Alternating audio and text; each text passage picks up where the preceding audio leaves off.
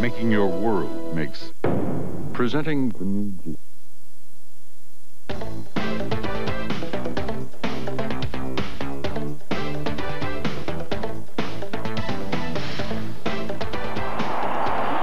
That's the scene from downtown Toronto and the CN Tower as we prepare to celebrate the Parade of Champions. Good afternoon, everybody. From Skydome, I'm Ken Shaw. And I'm Kate Wheeler. Fans have been down here at the Skydome in Toronto since 10 o'clock this morning. Some even stayed overnight to be here. It is absolute chaos and bedlam. We've had CTV's coverage of the game, the big win, Game 6, all day, and it doesn't seem to matter how many times they replayed that final out, but the crowd has been doing the wave and going absolutely crazy. It was almost as if they had not seen it before, and the outcome was still in question. What a reception for Toronto's Blue Jays. As you see the fans behind us and the wave that is going on, it is jammed. They closed the doors shortly after the noon hour, but people are lining the streets in downtown Toronto as well to finally get the chance to say thank you to the Blue Jays. They didn't get that opportunity, of course, because they were in Atlanta. Jack Morris said, hold on, wait for us, Toronto, before you start partying. And Toronto is ready. And down on the floor of the Skydome is Jerry Dobson and Lance Brown. Take away, gentlemen. Well, folks, it's a pretty ominous feeling down here, actually. There is bedlam, all right, but here we are standing on a concrete floor for a baseball crowd, and there's nothing happening here except everybody's waiting, and it's going to be pretty wild. Let's go outside now to Julie Roper on the parade route. Thank you. History was made in Atlanta on the weekend, and it's being made in Toronto right now. The parade has started. There are people in windows on lampposts all over the street yelling at their heroes. Sunil Joshi, I think, had a chance to see a bird's-eye view of some of the Blue Jays. Well, Julie, it's just as loud down here on the street as the cars are falling by. Coming up is Jack Morris and Mark Eichhorn. Let's go see if we can talk to them just for a quick second here. Jack, is this unbelievable? Is this anything like you've experienced before? Yeah, twice before. It happens all the time, every time you win. But it's a first for Canada, and I'm damn happy for all these people. They deserve this. Enjoy the day. Thank you. Okay, so that's Jack Morris. Let's see if we can get somebody else. We've got Tom Henke and David Cone here. David, is this what you expected this thing to be? Yeah.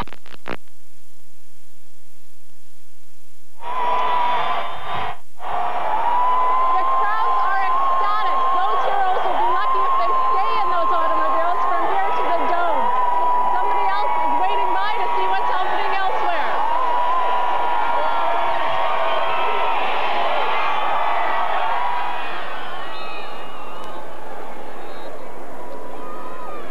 Well, now we're here on Wellington Street. Down back here you can see Simcoe, and as you can see, Pauline, the crowd is moving in, and I don't think this parade is going to be on schedule. I think every single one of these fans today wants to shake hands with their favorite Blue Jay. Absolutely. They've been pushing forward in the past half hour. I guess everybody's on their lunch break right now. A lot of the office buildings down here, and people have been pouring onto the sidewalks. They're starting to spill over into the street now, and I'm sure they're going to be wanting to touch the cars, shake hands with their heroes. We spoke with a lot of the fans right before, and they know it's historic. They want to be here. Let's go to Sunil Joshi.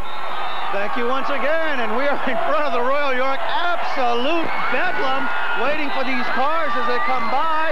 Look at this group here. You having some good time here? Yeah! Who's your favorite player? Joe Carter! All right, we'll try to get him if we can. Speaking of which, Joe Carter just drove by. David Winfield. We're going to try to get Dave for a second here. David, is this exactly what you expected it to be? Dave, exactly what you expected it to be?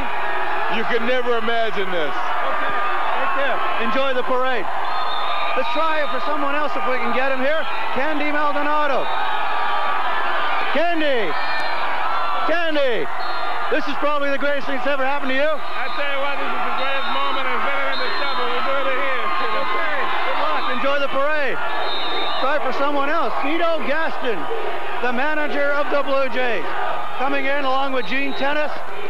Cito. He's on the other side here. Cito, absolutely phenomenal day for you. It's a great day for Canada, great day for Great day for everybody here. It's been great. It's been a long time coming, but we finally made it. Enjoy the day. Thank you. Okay, let's go back up to Julie Roper. The crowds are certainly ecstatic. I don't know if you're seeing any pictures, but Cameron and the CFTO is taking pictures of the players. Excitement is just incredible. And it's nice to see the players with their families as well. People are really touched to see them together. I think Pauline and Paul are standing by a little further down the parade route. Paul? Hi, Julie. We're on Wellington, just west of Simcoe. This is the calm before the storm, Pauline. Very quiet right here, but as you can see over our shoulders. The cars are just starting to make their way down, I guess. People can see some of the flashing lights in the background. And there we can see some of the police escort trying to keep the crowds back a little bit. But we've got helicopters flying overhead, banners wherever you look. I don't think we should say it too many times, Pauline, but I want to say it once. I've never seen anything like this in my life. Never. We've got the whole city out. I can't imagine that anybody is doing any work today. They're all down here waving their banners, cheering the heroes of the World Series. The mounted police on their motorcycles are just passing our scissor truck as we speak now. They're just trying to clear a path so this motorcade can move through and onto the Sky Dome where thank goodness, the Blue Jays won the game in the 11th inning, because I don't think the fans at the Dome could have handled a 7th game. We were down here around 9 o'clock, and there were some people starting to come down. Now the crowds are about, 10 to 15 deep on either side, the north side and the south side of Wellington. And right now the police escort has stopped a little bit, and they're waiting for the first cars with the Blue Jays team and the coaches to come down into view. Pauline, I have it on very good authority that Santa Claus will not be at the end of this parade, but that's all right for these thousands of fans because, as you know, Santa Claus was here Saturday night. Christmas came a little bit early for Toronto Blue Jay fans. They've got some people out there now saying, "We stop the chop." And we've had a lot of people out here who've been doing that Atlanta Brave cheer, that chant that they have, and the chopping action that they had. It's become almost as popular in Toronto as doing the wave. 20 minutes ago, no kidding, 20 minutes ago, the crowd was maybe 3 or 4 people deep. Now, Pauline, what would you say, 20, 30 deep? Everybody's scrambling to get whatever vantage point they can get. We're here just between Simcoe and a big show of support Peter. for the Metro Police Mounted Unit as they come by here. Absolutely. We've got the pipe and drum band coming down here as well. Oh, the bagpipes. Wellington is just a sea of banners waving, pennants waving. People are wearing headbands saying Blue Jays.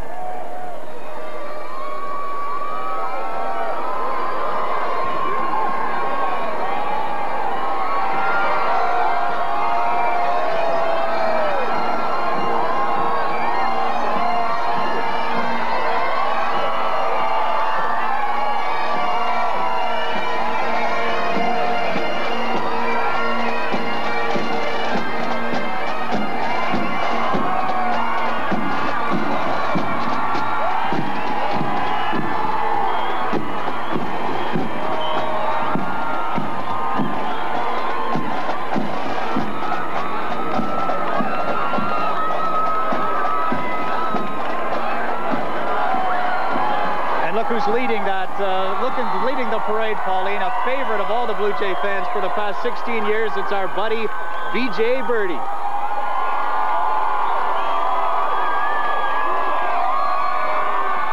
And he's egging on the crowd as if they need to be urged to cheer. Pat Gillick is in the second car. He's the man that put this winning team together. The fans know it, and they just love him.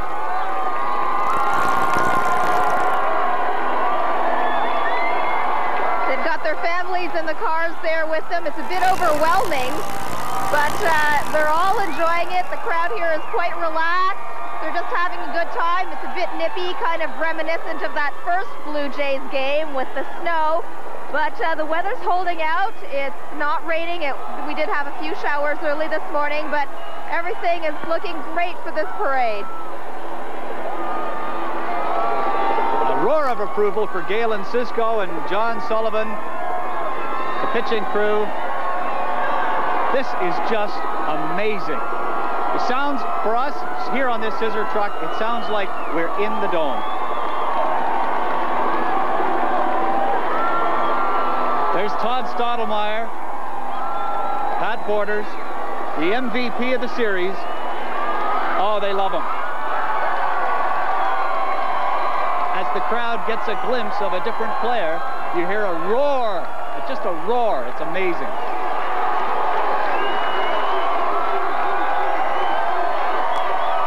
And there's Kelly Gruber.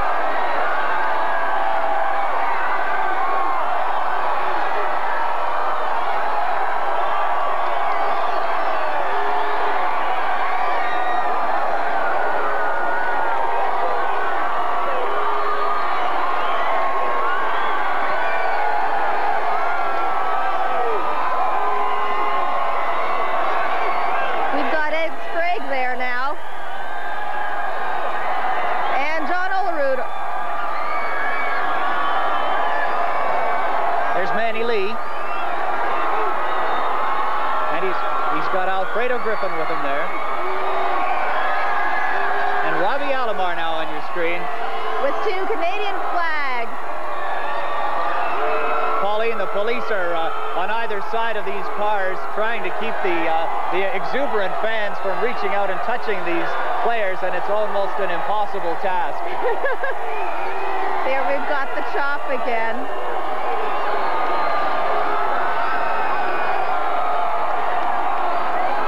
Big Joe Carter. We always recognize Joe because he's always got that smile. Oh, he doesn't care about the fans getting too close. Look at that. He's high-fiving everybody he can find. What a day for Joe. Devon White now, and look who's beside him. It's Dave Winfield.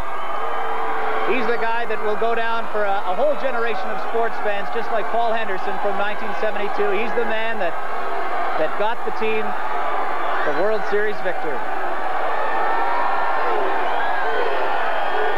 Candy Maldonado with his wife there on the screen.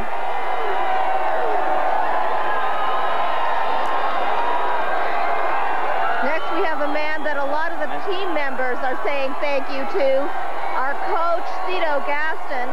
And even though there was a lot of CFTO bashing during the season, the team members have always stood behind him, have always said that he was the man who was a friend, has built the team with team spirit, as well as being a manager.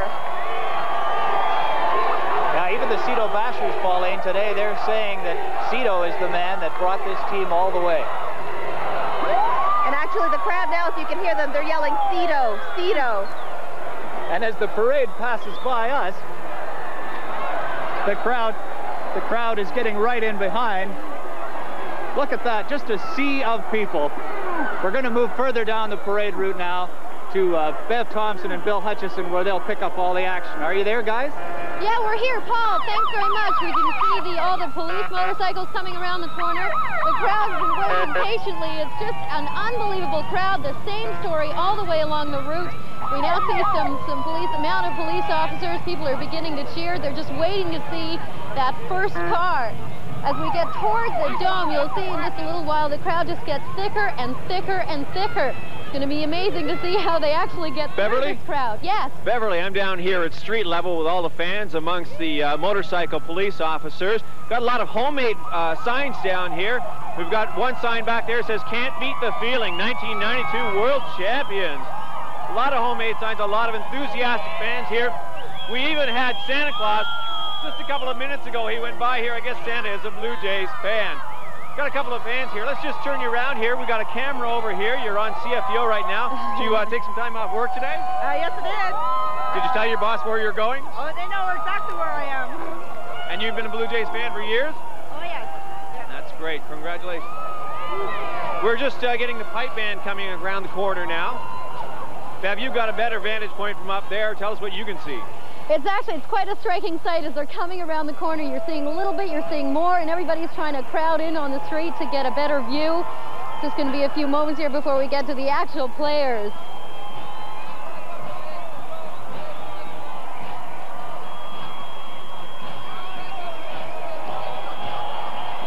We're just starting to hear. Hopefully the band will strike up here so we can hear a little bit. Here they come, the crowd's cheering. And of course, it's the Metro Toronto Police Pipe Band.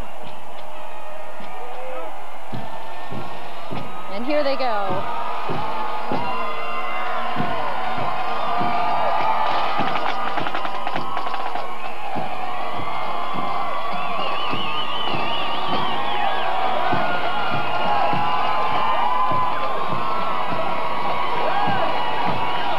We can see the first cars coming around the corner. Bill, can you see who's in that first car?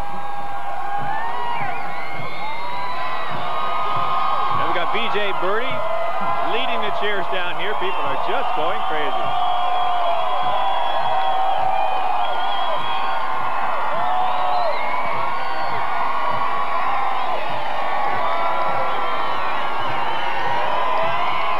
This is what this crowd at the end here has been waiting to see.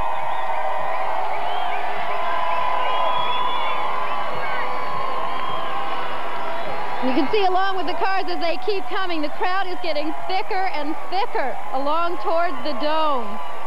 We're just waiting for some of the players to come by here, see if we can get a word with some of them.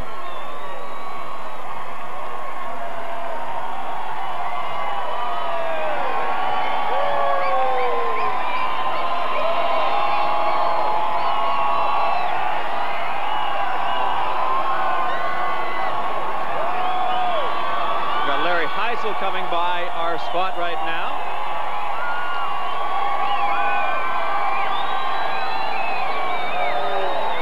Jimmy Key coming past now, just coming in.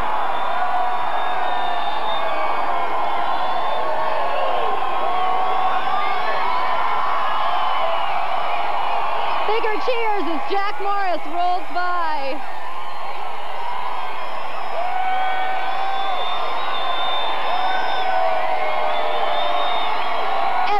Trying to get their picture taken, trying to run up to the cars, come up. They've actually had to stop at the front of the parade route here. It's difficult to get by. Bill, what have you got down there? We can get a word with Todd Stottmeyer in here. Hi there, Bill Hutchison from CFTO. Is this a reception? This is the greatest, I tell you what. I picked the best car in the whole trip. I got the MVP with me. Nice. Pat, how do you like the reception from the fans here? Yeah, you can never hope for anything better than this. This is what you would dream of right here. More support here than ever. Congratulations, guys. It's getting more and more difficult to move this parade along, but they're doing it. Mike Timlin, David Wells going by.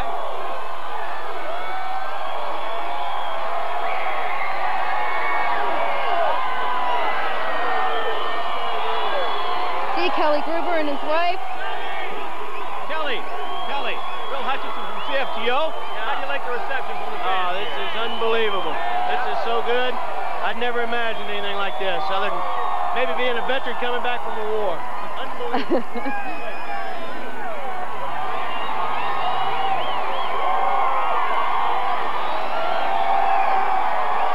They're really starting to move the parade route along here so they can get these folks into the dome. John, hi.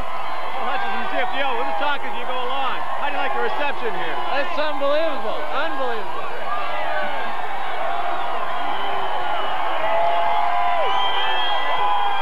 The fans are just reaching out, trying to touch their heroes as they go by. The crowd is creeping in here. It's just a phenomenal sight to see everybody just trying to get in on the fun. The parade still has to go around the dome, of course, and thousands of fans along there.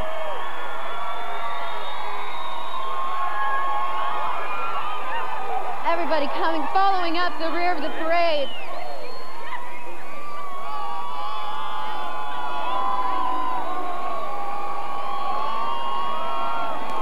everybody's trying to get a vantage point around here. They're climbing up on planters and on street corners, just trying to catch a glimpse of any one of them. The crowds have just crushed in behind Turner Ward's car here.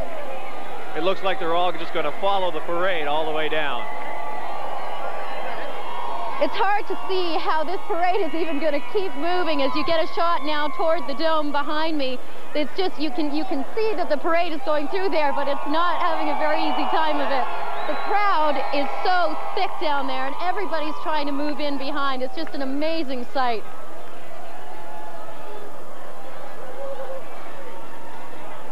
The parade is getting closer to the dome now, so we're going to take you inside to Ken and Kate. Thank you, Beverly. And we are here inside Skydome. We have Paul Godfrey with us. The fans have just seen the feet of the parade coming in, and they are going absolutely crazy. As I'm sure you can hear right now, this must be a wonderful day for you, instrumental in bringing Major League Baseball here. Well, it's a dream come true. I think that the first day was exciting on April the 7th, 1977, but this is overwhelming. Words can't describe the exciting feeling, having the whole country really behind this great bunch of ball players. Absolutely right, Paul, because as we take a look down from the CN Tower at the crowd that is down below there, we saw a lot of Canada flags, and inside the Skydome, as we take a look around here, Canadian flags adorn the place. No doubt about that, Ken. The enthusiasm for Canada, I think, augurs well maybe for an issue that's coming up later tonight. If they ever needed a boost, the yes side sure getting a boost and keeping this country together with a positive response here in Toronto. Actually, Paul, when we do the broadcast tonight on the results, we're going to focus on riding by riding results as to the yes and no vote. And you're right, that's one of the things that we're going to watch for, is how much of a positive effect it has had upon that yes-no vote. Well, we just saw Pat Borders, the MVP, but as far as across the country goes, MVP has to be Ontario, the most valuable province. Well, there's no doubt about that. Everybody's going to focus on not only Pat Borders, but Ontario later on. Borders in the afternoon and Ontario tonight. Absolutely. Who would have thunk it, Paul, back in 1977, but a very short time later, we'd end up with this. Well, it's beyond belief, as I said before. Not only are we have a first-class ball team, but we have an outstanding structure. Can you imagine these 50,000 fans if we had to sit through Exhibition Stadium? All right, absolutely. We have to take a short break right now, but we will be back with the Parade of Champions from Skydome and from downtown Toronto.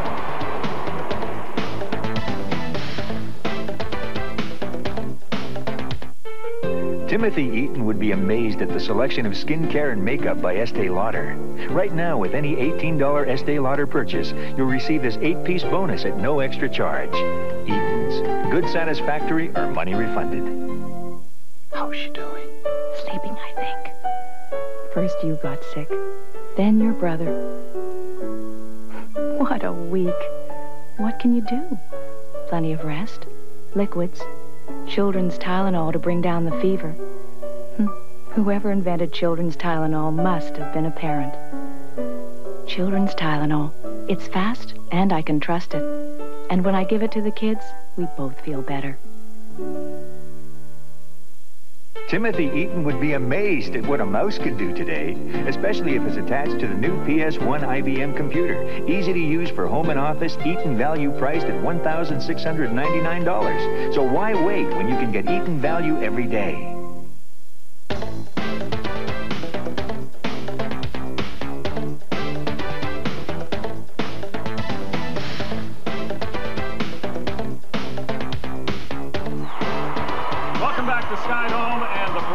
Champions, the Blue Jays celebration that's going on all day long.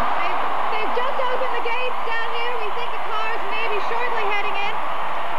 We have Jerry Dobson down on the floor, and if we can get down to him and tell us what's happening. Oh, there's a live shot from the tower again. What an amazing sight. The city has come to an absolute standstill today. Well, there's no doubt about that. I don't think there's very much work taking place in many offices and a lot of the schools. I think there'll be a lot of notes tomorrow about tummy aches and sore throats as a result of today. I think they will be let off. This is a history-making day in more ways than one, and the fans at the Skydome are on their feet and going absolutely crazy. If they thought that it was loud outside on Wellington, wait till they hear the noise that erupts Sky Dome when the first car enters.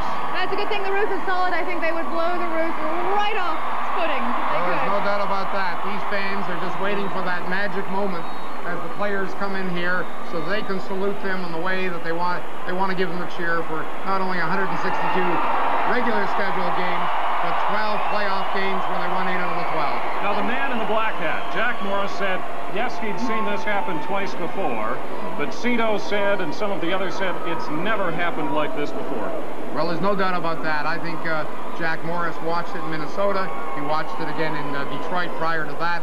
But coming to Toronto, where not only has he seen classy people respond, the fact is that these people are 100% behind the Blue Jays, and he knows that the whole country is behind this team as well. You know, you talk about one of the other experiences he had when he was with the Detroit Tigers.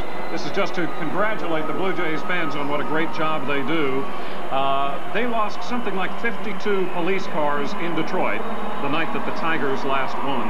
And that's something magic about Toronto, Ken. There were maybe 500,000 people out in the streets of Toronto, Lakeshore, Yonge Street, and here we go again with the noise. But the fact is that no one damaged any property. People had good time and good fun, but they all maintained a coolness about them. They did, and speaking of coolness about him, let's go down to Jerry Dobson, now on the Sky Dome floor. Jerry. Well, Kate and Ken, you're right in a sense that there is bedlam down here, but in a way it's also, the mood has changed from what it was an hour ago when they were showing Game 6 on the Jumbotron here. It's a mood of anticipation right now as the people are watching some of the players on the parade filing through. They are waiting until they get here, make no mistake about it. You will never hear a roar like you're going to hear here in about 15 minutes, I guess, when the Blue Jay players arrive. It's a strange feeling down here to be on a baseball floor with no carpet, no grass, just concrete, and 50,000 screaming folks all around. Media here from everywhere, so it's quite a scene down here on the floor, and we'll get the players as soon as they come in. Of course, the program will be, they will introduce the players, some of them will make speeches, there will be a few civic speeches as well, and then fireworks to end the whole thing at about 2:45, so it should be quite an afternoon we have in store. Let's go back upstairs. Thank you, Jerry. In case you're wondering why the green turf is not down there today, let me just explain to you that David Garrick, who's the vice president of the Dome, had told us earlier today they're in the conversion process. There is an NBA game that is played here on Friday, so they couldn't put the turf down today. It looks a bit like a warehouse, but all the streamers, all the flags, all of the banners that are around here, it's still going to be quite a party. It certainly is going to be quite a party. They lost a little bit of the turf after the championship game. The fans piled on, and a few people wanted to take home some souvenirs. A little bit of turf and some of the dirt from the pitcher's mound, but it seems to be still standing. We do have a dome. It seems to be still standing. A lot of souvenirs here today. Boy, I tell you, I would really like to be selling them, because today is a get-quick-rich kind of day for the people who have the franchises, for the T-shirts and all the rest. Behind us, you see perhaps some of the streamers that are coming down. Toilet paper adorns this place. Standing by. Lance. Well, I'm not very far from where the players are going to come in just a few moments. I guess officially it was supposed to be around 1:45. I understand, and that's just by watching, as all of us are in the Sky Dome, the parade, the number of people out by the cars mobbing the players, that it may be a little longer than that, but we're still hoping for around 1:45. Here is more or less the way things are going to go. Understand that this is live and who knows. But the players will come up. They'll speak. Pat Gillick and Paul Beeston will certainly have a lot to say. CFTO Gaston, and again, all of the players, each individually introduced once they get in here before this massive crowd, hysterical already, and sure to get more that way in just a few minutes. Once that is over, the World Series trophy will also be presented to the people here, and then in behind where we are, by the Jumbotron, that last banner will be set free. It's rolled up to the top now, and once it's down, it should say Toronto Blue Jays 1992 World Series champions, and that should crown the day. Let's go back now, not too far, about 300 meters upstairs. Ken and Kate. Thank you, Lance. 52,000 people inside here, perhaps hundreds of thousands outside. Come on back and join us in just a moment as we continue with the Parade of Champions.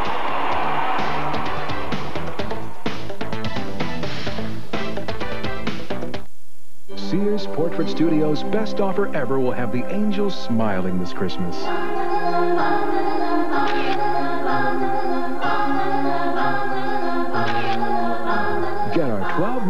$25 package, plus 40 portraits, free. A portrait key ring, free. And our new Christmas background, free. Hurry in for Sears' best offer ever, and you'll see why angels won't be the only ones smiling. You know, 2 out of 3 dentists surveyed recommend brushing with baking soda. So we're pleased to see new Colgate fluoride toothpaste with baking soda. It combines the cleaning and whitening qualities of baking soda with Colgate's proven fluoride protection against cavities. And it has a fresh, minty taste. So with all this going for it, there's just one thing we want to know. Just who is this third dentist? New Colgate toothpaste with baking soda for clean and healthy teeth. You need a factory to make cereal, right? Funny, but at Hillsborough Mills, we think a cereal should taste like it's grown, not manufactured. Here in the Okanagan, we found the inspiration for our orchard fruit cereal. Then to Quebec for the pure maple syrup for our Maple Crunch cereal. No artificial flavors or colors, though. Never found any. New Hillsborough Mills. Sure, we'd like to invest. But with what? I mean, we don't have $10,000 to put into something. Besides, we don't even know the first thing about investing. Well, what's an investment company going to do for us? We know we need to invest. Question is where?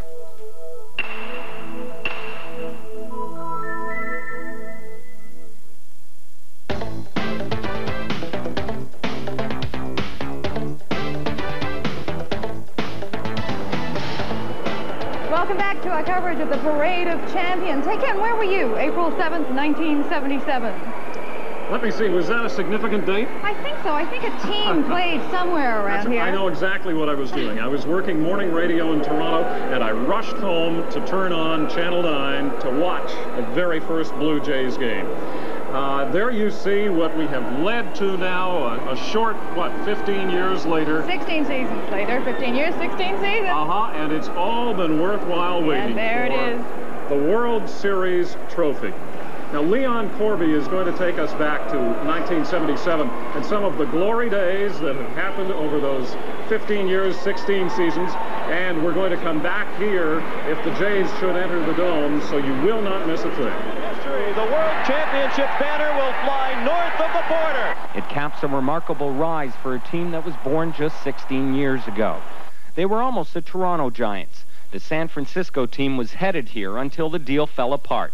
But thanks to a Seattle lawsuit, Toronto got another chance. The man leading Toronto's bid got a call from Bowie Kuhn. And he said, Mr. Chairman, this is the Commissioner of Baseball. You will have your team in the American League. For the one and only time in the history of the Toronto club, every position out there is open. Spring training, 1977. Toronto had assembled a ragtag group of unknowns and cast-offs destined for some tough times.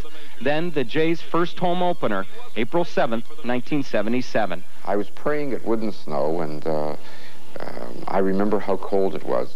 Snow it did, much to the chagrin of Torontonians, sensitive about stereotypes of igloos, mounties, and dog sleds. But the game went on. Here it is, the first pitch in Blue Jay history. The Jays won their first home opener, but like most expansion teams, they were awful.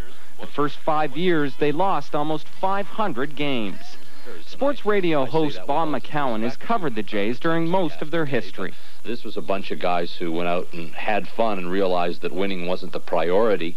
They were just happy to be in the major leagues. So were the fans, who didn't seem to mind all the losses either. But we loved them because they were ours. They were our fumblers. Toronto struggled, but the organization drafted well and quickly developed a strong farm system. Slowly, the ragtag bunch was sprinkled with promising rookies. Allison Gordon has written a number of books about baseball. It's funny, I covered the team for 5 years, 79 to 83, and in that era, you just gradually improved. And by the time I left in 83, that was a team that was in contention. He's there! He's got it! The Blue Jays have won it! Only 9 years after their birth, the Doormats went to the penthouse, winning the American League East. The city went crazy. And in the championship, the Jays took a 3-1 lead on Kansas City, only to end up losing. It was the beginning of a haunting pattern for the Jays. In '87, they were miles ahead of Detroit and lost the last 7 games. In '89, they won the East again and got thumped by Oakland. '91, another heartbreaking loss in the playoffs to Minnesota. The Jays were a good team, but they were tagged as chokers, a moniker the team and the fans despise and think is unfair. The only way to get rid of it, though, was to go to the World Series. Long considered a hockey town, the beloved Canadian game must now share Toronto's loyalty, but the Americans must share their game with Canada. Toronto was the most successful team in the majors. It's won more games over the last decade than any other team. The Jays are the only team to pass the 4 million mark in attendance twice. But that success has its price. I've always thought of this team as the underdog. You know, they're my Blue Jays. You know, they're the underdog. Now suddenly, they're not. They're a dynasty. They've been winning. They're buying these high-priced free agents. People around North America hate Toronto the way we used to hate the Yankees. It seems hard to believe that the Blue Jays are already 16 years old. The team has given Toronto some great memories. Players like Bell and Barfield, Witt, Steve, now Carter and Alomar, just to mention a few. And who can forget the team getting so close in 1985, 89, and 91 only to lose? But not this year, because 1992 is the year of the Blue Jays. Leon Corby of Bayton Broadcasting, CFTO News.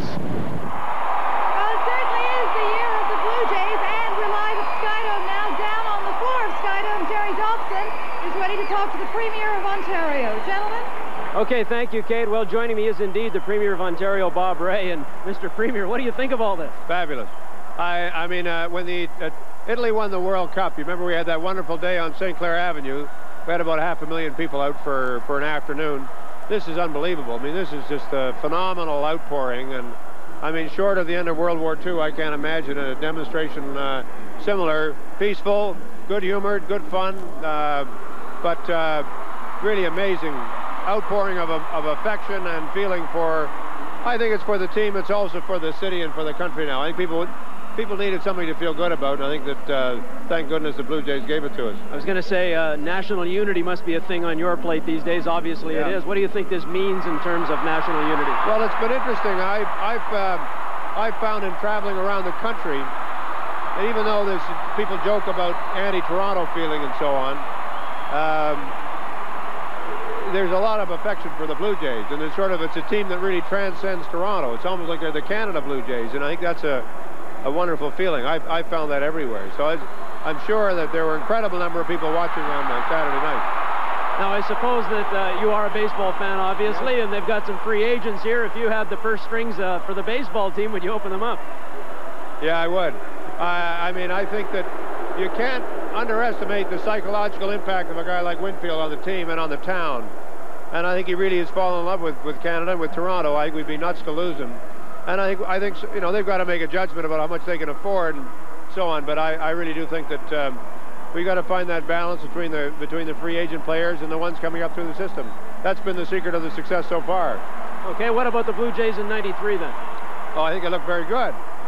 You know, I think we've got the makings of a very strong, we've had it since '86, very strong presence, but now that we're over that hump, I think it's going to be very hard to hold us back. Okay, Premier Ray, thanks for joining us and enjoy the rest of the day. Thanks very much. Okay, let's go now across the floor where Lance Brown is standing by. We've talked so much about how this is not only Toronto's World Series victory, but also Canada's World Series, and here's another example. People have been passing me cards and things, and this one is particularly important, I think, so I'll just read a little bit of it to you because it's not too long, but it's probably just long enough, I hope. Dearest Jays, congratulations. It is 7 years ago that Dad passed away, and well, as odd as it seems now, I had purchased a Blue Jays jacket for my brother Henry then. I promised him the next one you shall receive will be when, she's got in capital letters, the Jays win the World Series. I have rushed from Calgary to be here, and instead of heading for the old ballpark, I am now here in the Dome. May the philosophy of the old ball game and friendship live within us forever. God bless Helena, and I can't make out Helena's last name. There are, I guess, 52,000 now here. The floor is clear except for a few people, so it'd be around 52 and change.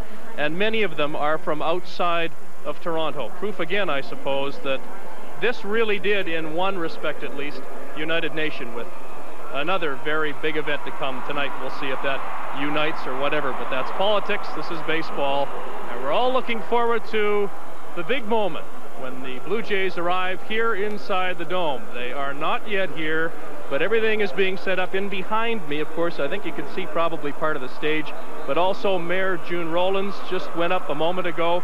She's standing out there. She's standing out there working the crowd just a little bit. But anyway, she's there. A number of VIPs are being moved into place. There's about 200 seats on the floor reserved for family and VIPs and whatnot. So I imagine once they get settled, we must be getting pretty close to the big moment when many of the players are in. And June Rollins can take her seat along with the rest of us, although I imagine we'll all remain standing, won't we?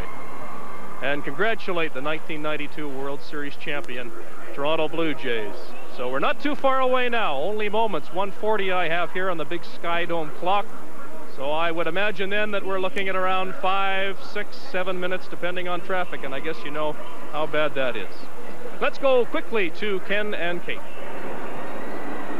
Thank you, Lance. 52,000 people going absolutely crazy here. It's a day of superlatives. It certainly is. Euphoria. Everything is fabulous. Our coverage of the Blue Jays Parade of Champions will continue in a moment. Don't go away.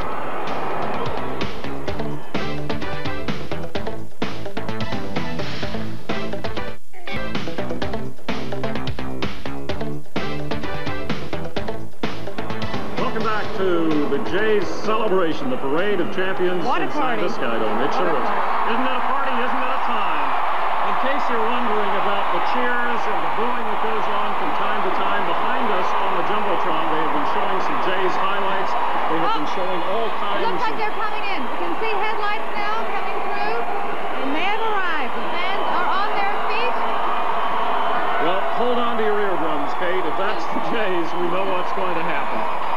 I should tell you also that this celebration today, you know, a lot of the security personnel have volunteered their time for it. Metro police officers also are here without any cost to the Jays or to the Dome. A false alarm, they opened the gates, the lights came on, and now they've closed them again. They must be closed. Let's go down to Lance just to make sure that's right. Lance?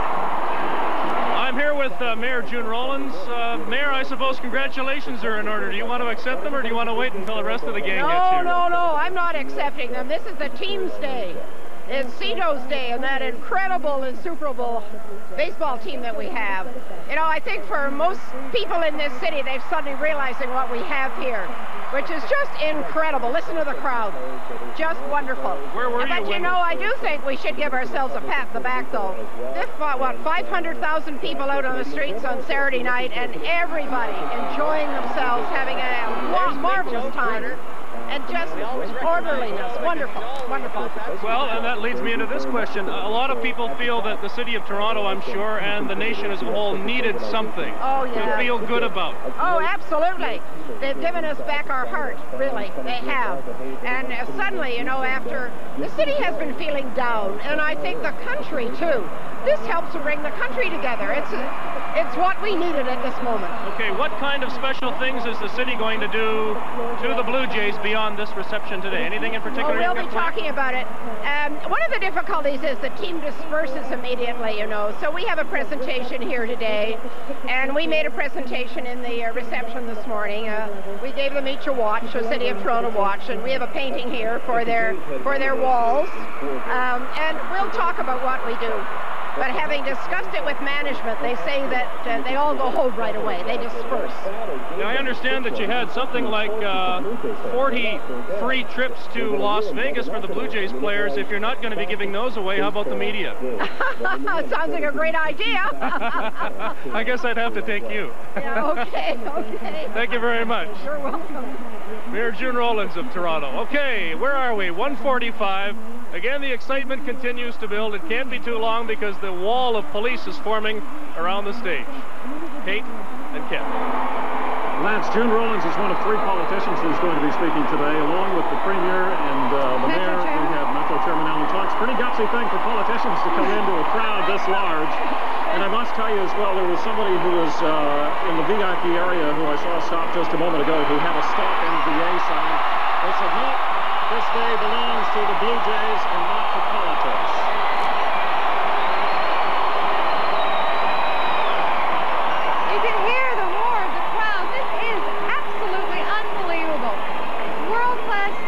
response for world-class champions. Absolutely amazing. Well, apparently they are behind there. We're zooming in now. Apparently they are here. The cars have arrived. We can hear a little Atlanta Braves shop going on in the background. It's been going on all morning, and the early part of this afternoon as fans rather mock Atlanta's shop, which incidentally they of course stole from Florida anyway. But what a great crowd it is, what a great time it is for the city. You know, we seem to have been cranky for a little while with all of the politics that's been going on, and this is a time to finally let loose, and we're letting loose in the best possible way. I think when the Blue Jays actually come in to the stadium, it will be a response and a welcome that the Blue Jays could only have dreamed of. I don't think any of them were prepared for anything like this, both outside and in the Sky Dome. The fans have been perfect. Everyone is having a wonderful time. The cheering behind me on the Jumbotron, the fans can see themselves, and occasionally they can see the parade getting nearer and nearer to them. You're seeing a little earlier today as they came down right now on your screen. And Kate, I mentioned to you a few moments ago, seeing Cito Gaston and Tom Henke over at the Blue Jays offices. They were not quite as excited as the fans are right now, but I'm sure that they are going to be just as excited when they finally step in here and hear the roar. It's phenomenal. Jerry, can you hear us? Yes, I certainly can hear you. I'm down here on the floor, and I think that they're just about getting ready to start things. I'm trying to have a look in the Blue Jay dugout, or what used to be the Blue Jay dugout. There must be 30 or 40 police officers, and I don't think we can get a shot of it right now, but they're crowded around here. And we were told that the Blue Jays would be coming from the outfield, but it's starting to look like they might be coming from the other direction. I can't tell at this point. But it's absolute bedlam down here. I've never seen so many banners and flags in the crowd. We saw them for Game 5 of the World Series, but I've never seen as many as I'm looking at right now. A lot of young people here, of course. We've reiterated that several times. We'll do it again. They're all here. They're all out of school, and they are waiting. But once again, there are 30 or 40 police officers down here just outside of the Blue Jay dugout. We're anticipating something here, so they may be playing a little trick on us here in terms of where they're bringing the Blue Jay players in. It's too hard to tell at this point. Back upstairs to you guys. Thank you, Jerry. I think you were right. I think they are going to come in from the Blue Jays dugout, and I see the radio announcer Tom Cheek standing by down there. He will be introducing the Jays as they come on. A sea of blue from Metro police officers who are guarding them. You know, at the same time that the Jays have got to love what's going on here, this could also be kind of frightening when you walk into a crowd that's this large and this boisterous. It must be absolutely amazing. We are going to take a short break right now, but stay with us. We will be right back with the Parade of Champions from Sky Dome.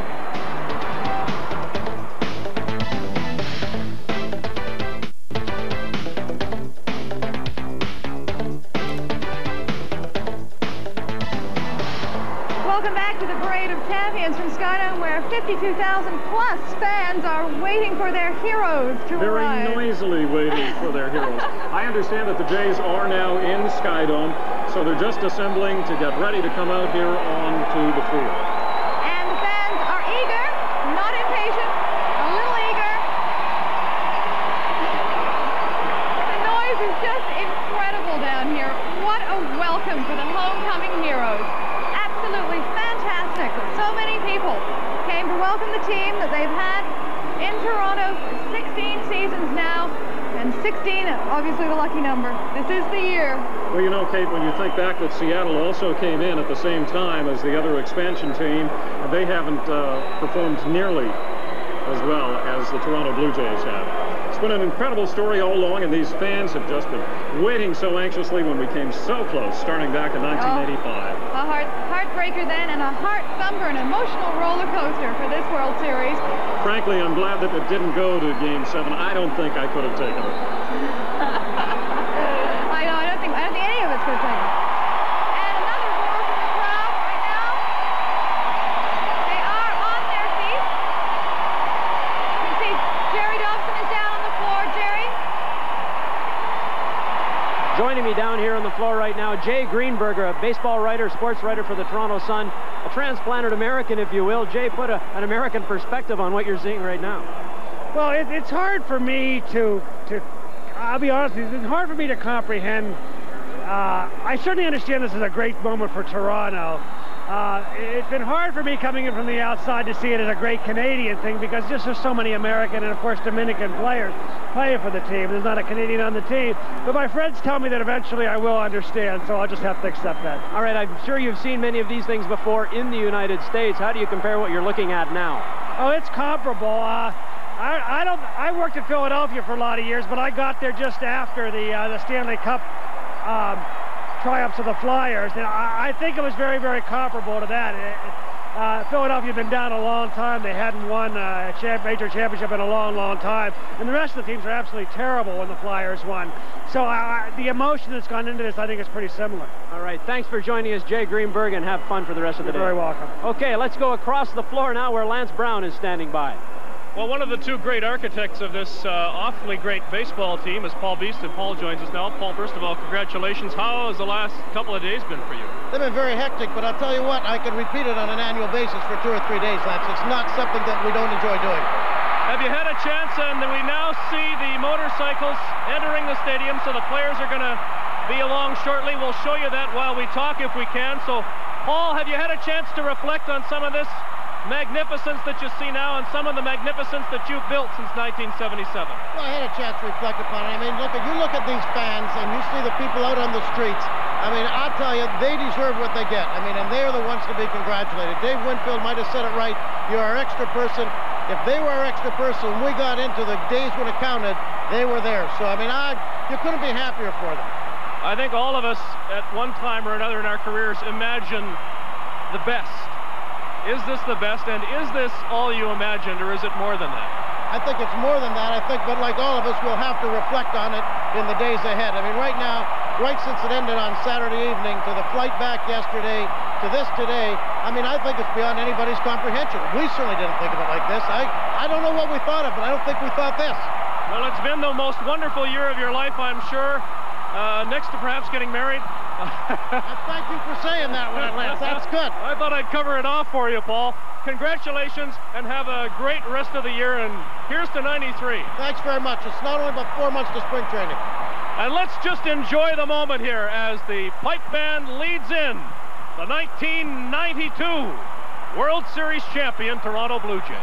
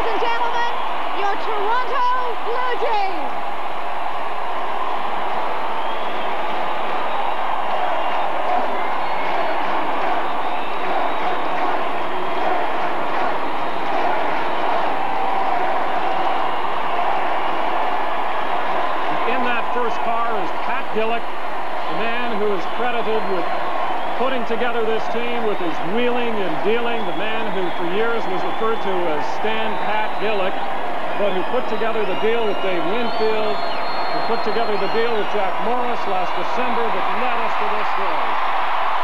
Now, they teased us long enough, they kept us waiting. Here they come. The World Championship Toronto Blue Jays. You know, Kate, it's a shame that some of the other fellas who worked for so many years for this could not be with us today to enjoy this as well, but I want to tell you there were telegrams coming in from folks like Jesse Barfield, from Ernie Witt, who actually came back to town for these celebrations, congratulating the team even before they won the World Series championship. And another convertible is coming through now.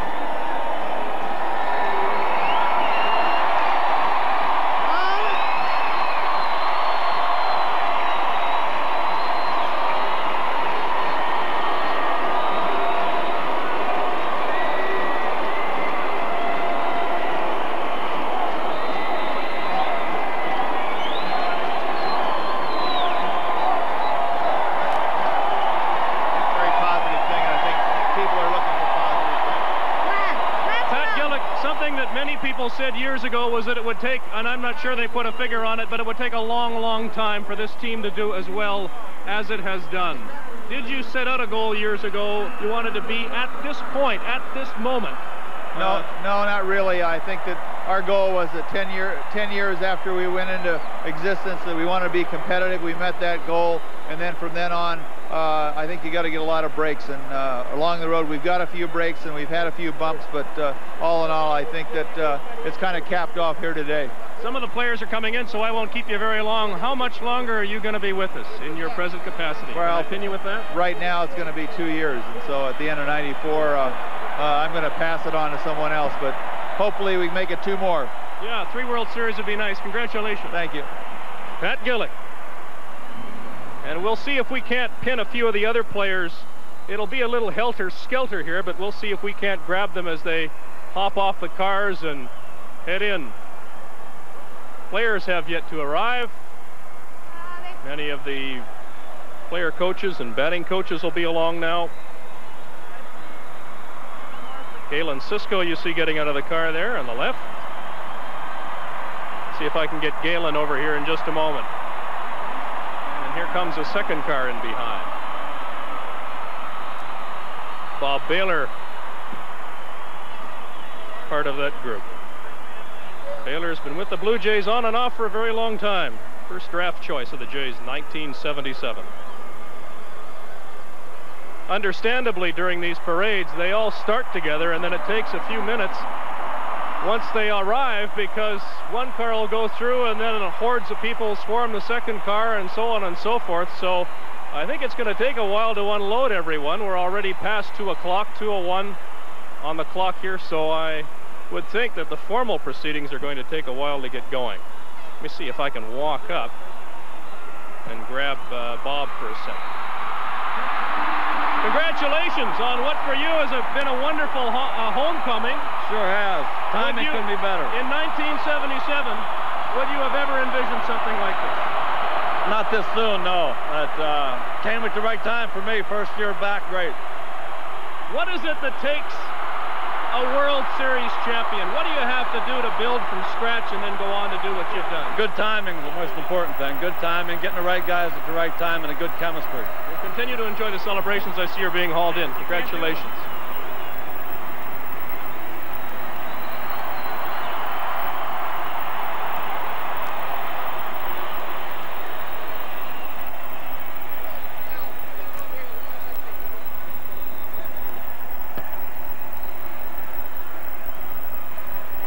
Lance, as you were talking there, one of the first players to come into the stadium, Jimmy Key, waving a Canadian flag. He's just getting out of his car now. What an ovation for Jimmy and his wife. Perhaps his last season in Toronto, we're not sure.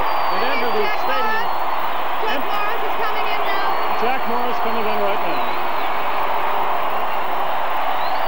You can see Jack Morris with his black hat, traditional black hat, as he comes into the stadium, and a great ovation for Jack Morris, the 21-game winner who is really responsible in a great deal for bringing us here today. Jimmy heading up onto the stage now.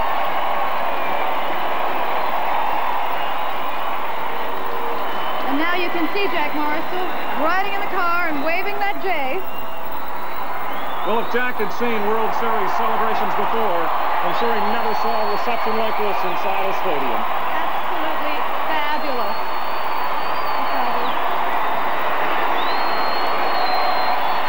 Another car is coming in.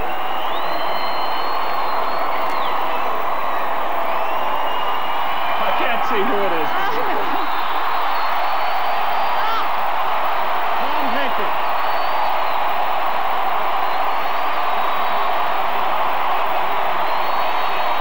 What a great moment for Tom Hankey.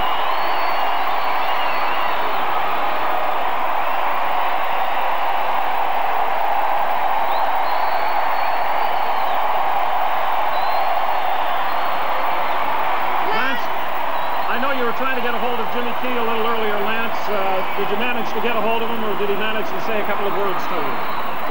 We've just been advised by the Blue Jay Public Relations Director, Howard Starkman, here that the players, they don't want us to interview the players right now, and I think it's fair, actually. And the reason why isn't because they don't want us to talk to them, but it's because it'll take forever to get this thing going. So, understandably, in that particular case, we've stepped aside and said, all right, because they're going to give their speeches anyway.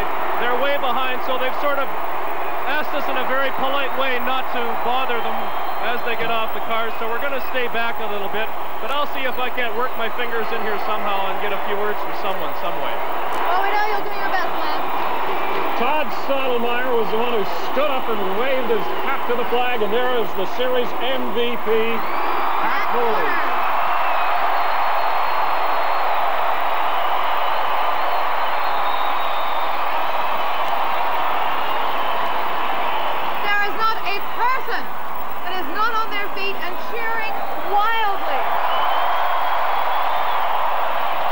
Into the stadium, from what I can see, is David Wells, who's giving the tomahawk chop, and he's got the audience going. I don't know whether you can hear this at home or not. I think they're doing it better than the Atlanta fans.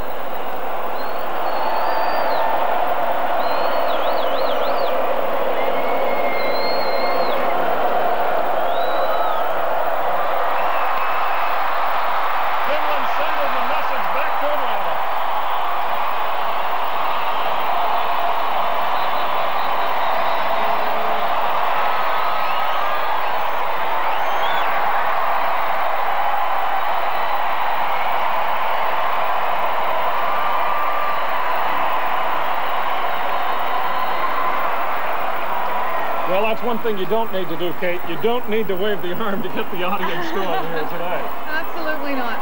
We were a little bit early before, but the Blue Jays are here now, and what a thrill for everybody in Skydome and everybody in Canada. The cheer that you hear now coming into the stadium is Kelly Gruber, and a man who must have some pretty mixed feelings about all of this, and that's Dave Steve, who wishes that he was here participating as an active team member. I saw him a little earlier along the parade route, and David had that expression of thank you, and I wish I could have been there. Kelly Gruber did not have a fabulous season, but he certainly came through for us in the pinch, and is one getting an ovation here. Well, as you know, during the season, Kelly had some problems with the fans. He certainly did. It's all behind him now. Yep. And rightly so.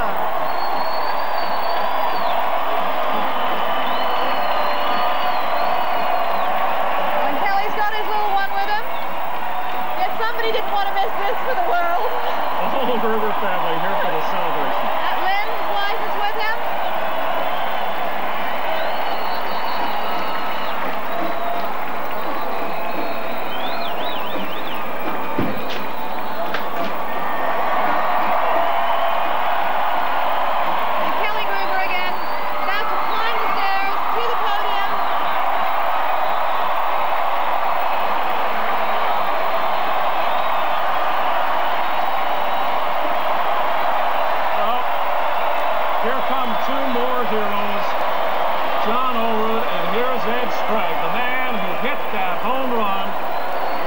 dramatic fashion to seal that game.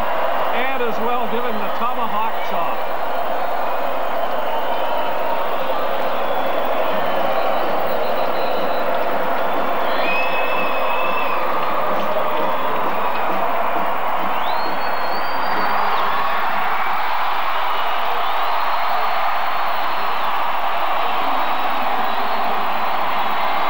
The stage, coming into the arena right now, Manny Lee and Alfredo Griffin, who shared the shortstop duties in that final game. I think we've adopted this tomahawk chop cake.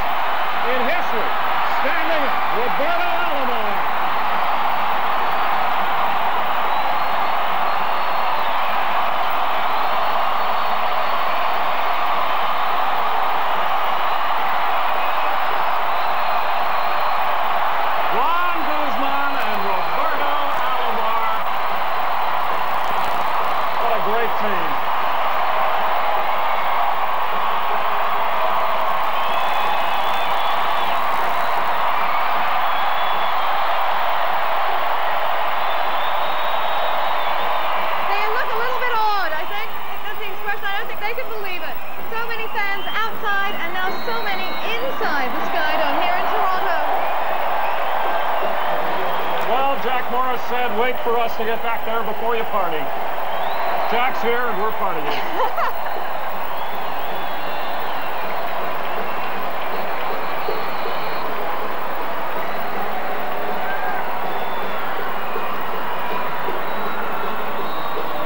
I love the little tomahawk that Roberto Alomar had. You saw him give the chop when he was coming in with that winning run earlier on.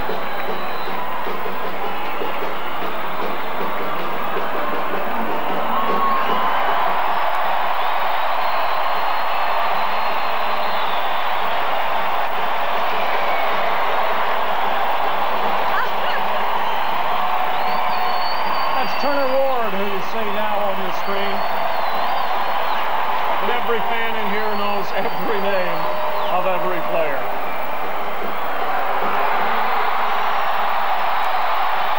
Here comes one of the other most popular players now entering the stadium, Joe Carter. The stadium erupts in bedlam.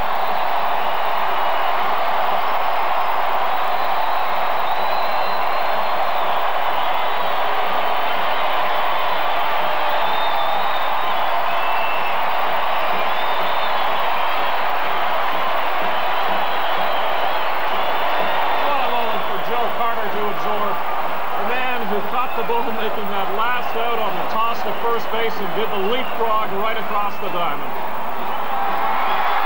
Right behind him, coming into the stadium now, Dave Winfield. And the signs here say Winfield of Dreams.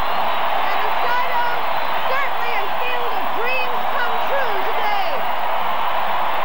Dave is the man who asked for more noise at Skydome. And he can certainly got it today.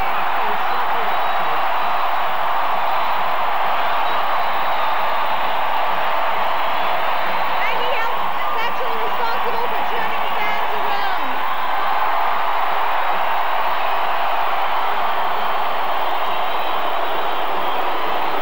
You know who is with the car, with Dave Winfield in the car there? It looks like Debo, Devon White.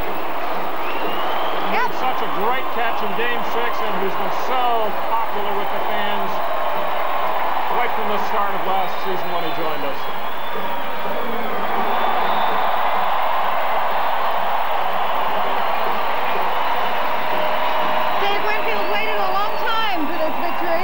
sure has. That's his wife by his side. Tanya? And Jerry Dobson was interviewing her in Atlanta after Game 6. She could hardly speak. I know. She was crying, not unlike a lot of Jays fans, just so happy, waiting so long for this day.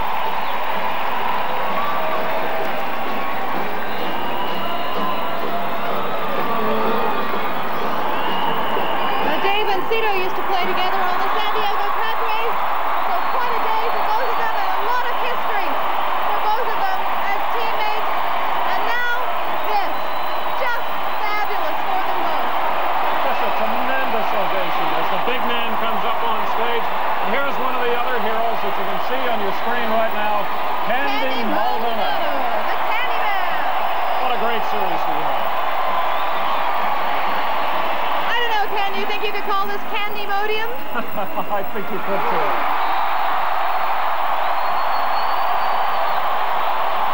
Here comes the man himself, Cito Gaston, and it's a love affair now.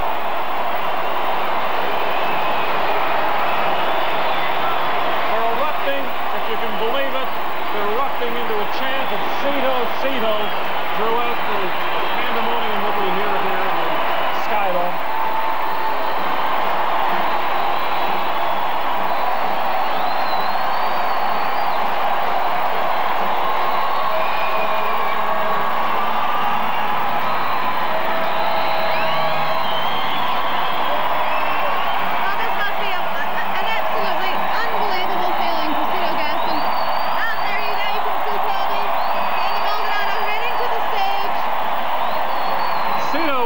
People that Candy really wanted to thank in the post-game interviews after Game 6. He said, without Cito, I wouldn't be here.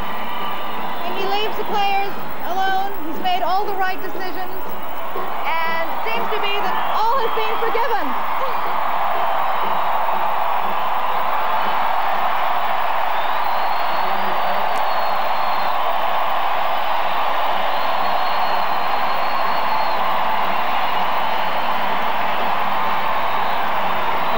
Got the opportunity to speak with Paul Deason as well, Kate. He and Pat, the two real main architects in the front office, who perhaps don't take all of the glory from the fans, but everybody knows what an important role they played in putting the team together and bringing this winning World Series championship to Toronto.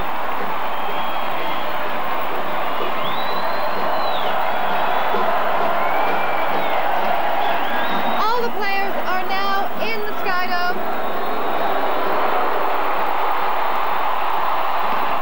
The fireworks have started.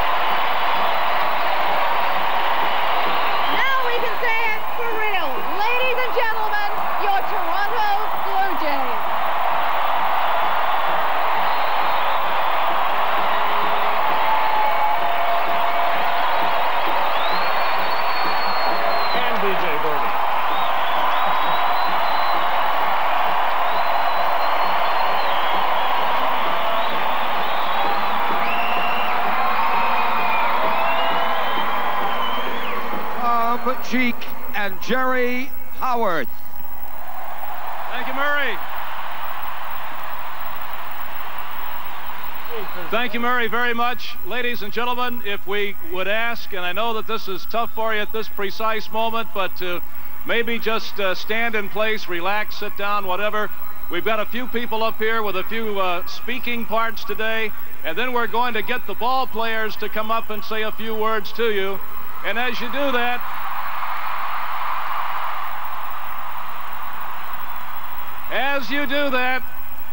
as you look at the champions up here, applaud yourselves. You are the champions of baseball on this day, too.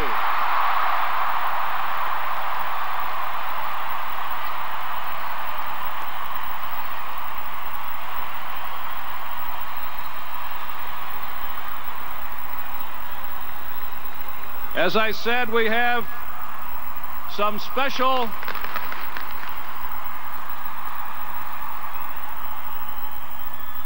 some very special people up here who would like to take a couple of minutes to say hello. And to begin with, representing the City of Toronto, Her Worship the Mayor, June Rowlands. Mayor Rowlands.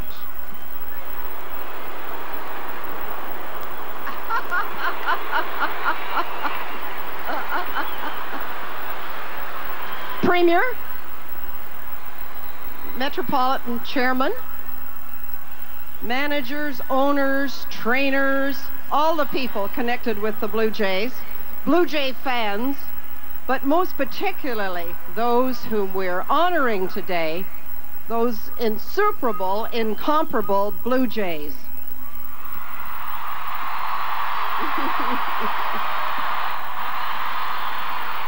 I have a proclamation to read, and then I'm going to sit down. None of us are going to take too much time here.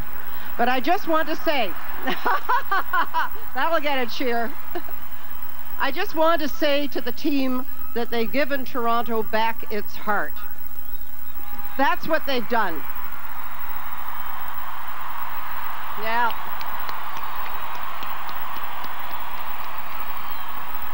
This city and this country, at this critical juncture in our history, they came in here and they did it. And it's wonderful, and we honor them today. And before I read the proclamation, I want the members of City Council to stand up. I can't introduce you all, but stand up. All City Council is here. But I hear the odd boo. But I also want to say to you that there is a person here today, and it's likely that we wouldn't be here today if it wasn't for Paul Godfrey and what he saw. Stand up.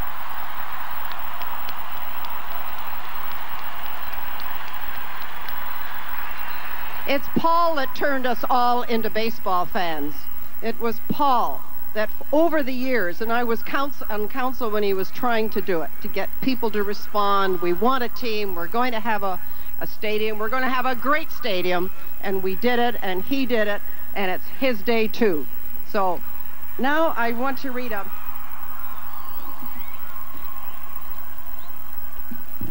Now, I know I'm trying your patience, but I'm going to read this proclamation.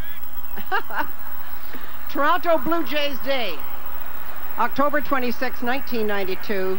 There is nothing sweeter than the taste of victory, and thanks to our victorious Blue Jays, fans are waist deep in triumphal celebrations. For the fans, it was worth the wait. Since 1977, when the city became the home of the Jays, enthusiasts have followed the team's fortunes.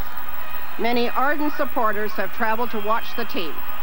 To salute the efforts of our dedicated team, I take great pleasure in issuing this proclamation designating October 26th Blue Jays Day. Okay. And now I have a little presentation. Where's Cito? Where is he? There he is. Come on.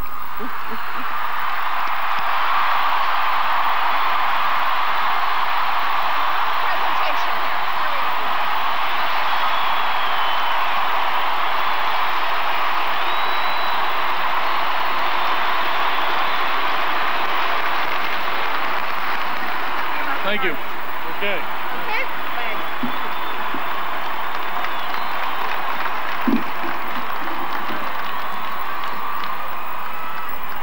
Thank you, Mayor.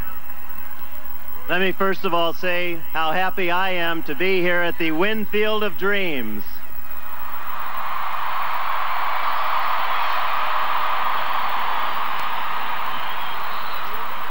It's my pleasure now to introduce the Metro Chairman, Alan Tonks. Alan?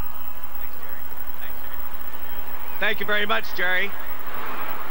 Jerry and Tom, you must be looking back 16 years and that day in the stadium, that cold stadium, and you're saying, this is the kind of warmth that you were really working towards. It's a great day in Toronto. I'd like to congratulate the greatest team in baseball. Okay, Blue Jays!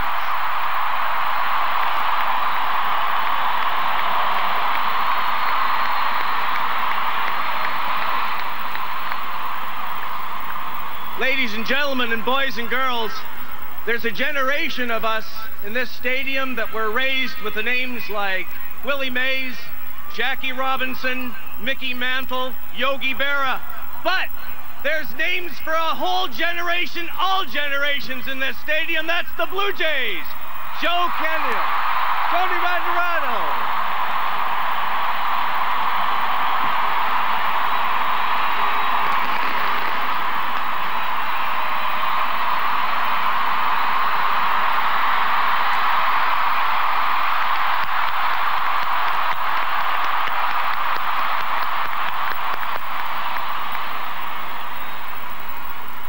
I will be making a presentation just as we did in Dunedin. When Dunedin Blue Jays opened their stadium, we sent a Eskimo carving down there depicting baseball as it's played in Canada. Now we know the way it's played in Canada is the best way.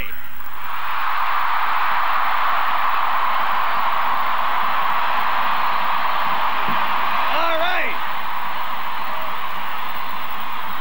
Ladies and gentlemen and boys and girls, on your behalf, I will be making that similar presentation, a soapstone carving that will be put on display here in the Dome Stadium, just as it is in Dunedin, by a Canadian sculptor, Dave Burnett. I look forward to making that on your behalf when that soapstone is ready. Thank you very much, and congratulations to our great team. Thank you, Mr. Tonks. I would like to, before this next introduction, I would like to bring to your attention 3 trophies that are on the table here behind me. To my far right is the American League Championship Trophy.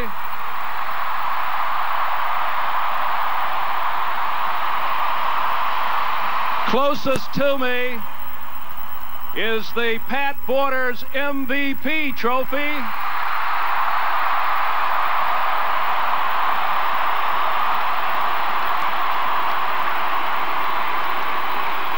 And this is the kingdom of baseball now. The Blue Jays have brought home to the realm the World Series trophy in the middle of that table.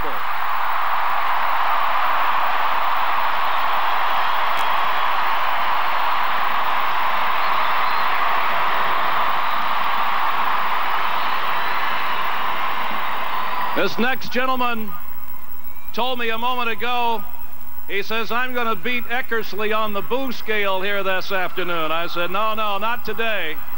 This man was a baseball fan from this high, and he's been a Blue Jay fan from day one.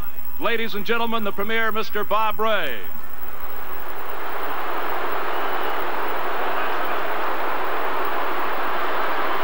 Thank you, Tom.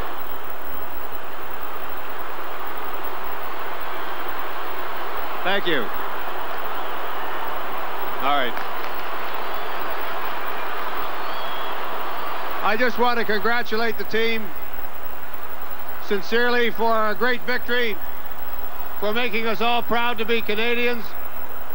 And I want to say to Mr. Beeston that he and I have discussed already that we're going to find a way to memorialize the Blue Jays at the new wing of the Sick Kids Hospital. We're proud to do that. Thank you all very much. Let's hear it for the Blue Jays. For the Blue Jays now. Thank you.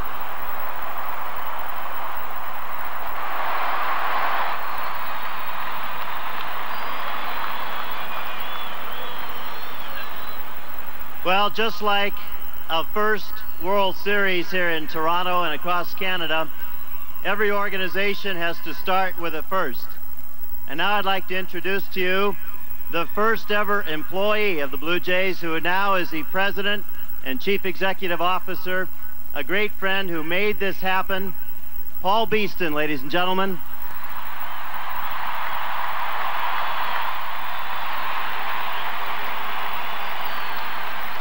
Thank you, Jerry.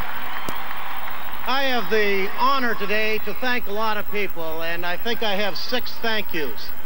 I'd like, first of all, as an added starter, to make it very special, my particular thank you to Metropolitan Toronto Police Department. I watched the way he did that flag.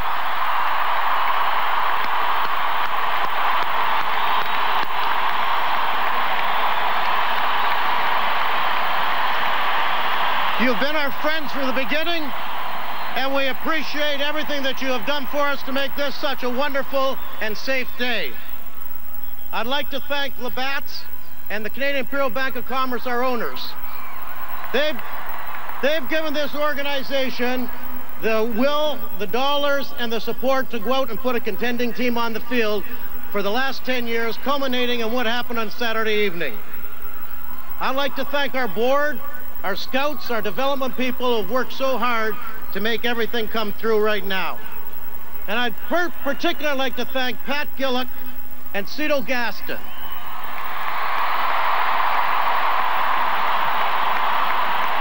They provided the leadership both on and off the field that has brought us all here this afternoon, and I think made sure that nobody's in school.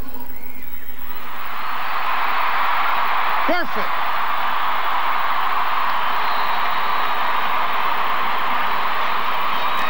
I remember when I was growing up, we used to put a radio in our ear or sneak away to listen to the World Series games. Now we're playing them at night. We don't have that opportunity, so once every year, maybe we can do this. Now, there's one group. All right. There's one group that I think that we don't have to thank because you've thanked them in a very special way today. But there are 25 players here who have brought much pride, much glory through a determination that started in spring training. And on behalf of our organization, I'd like to thank the players of the Toronto Blue Jays. Stand up, guys. You're all right.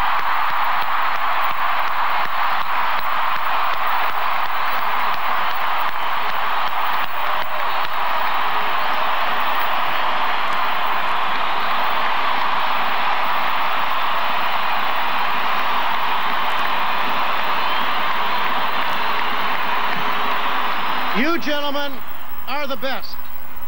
And I want to make one more thank you, and that's to you, the fans. We have the best team, we have the best fans, and you deserve this victory.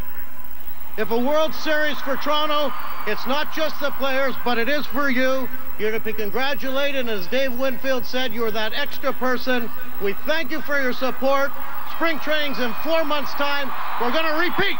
Thank you. Thank you, Paul.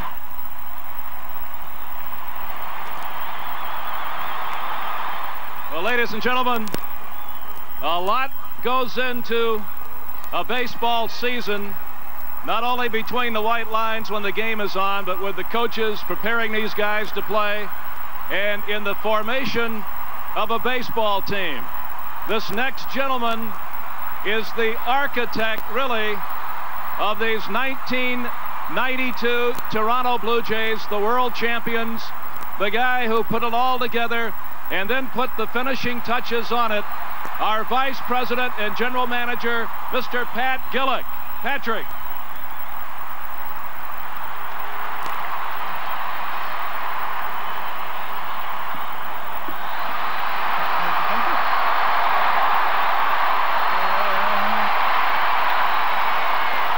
Thank you, Tom. I'll be very brief, but I also want to thank the players of the 1992 Toronto Blue Jays for the effort they gave during the season. Without them, we certainly couldn't have got this job done. Now, many people, I think, have been very upset about free trade. I'm not particularly upset about free trade because we have 3 examples of what free trade brought us right behind us this evening. And as I echo what Paul said, let's put 3 more up there in 93. Thank you.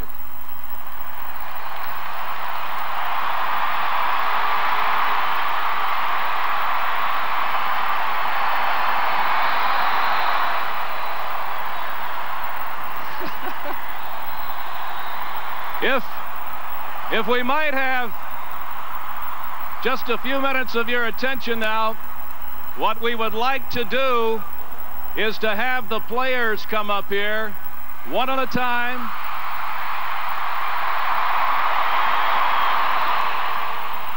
One at a time for just a few seconds apiece to say hello And thanks to all of you out there. Let's start it with Jerry on this end.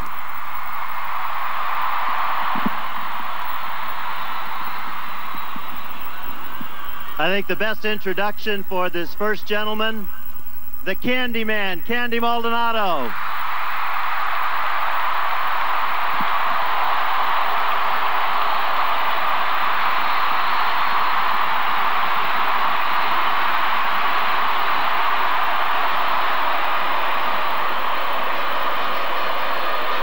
Now,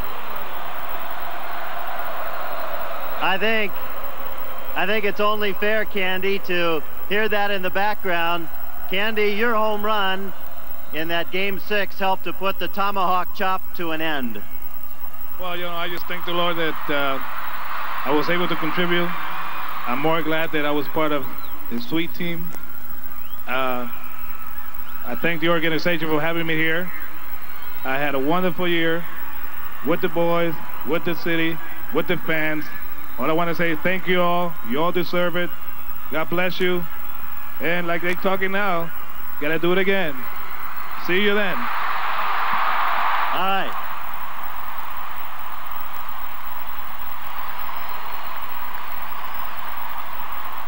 We're gonna have to wait. We're gonna have to wait a few months before we see this guy pitch again. We were hoping, and we thank the good Lord that we didn't have to see him pitch on Sunday night.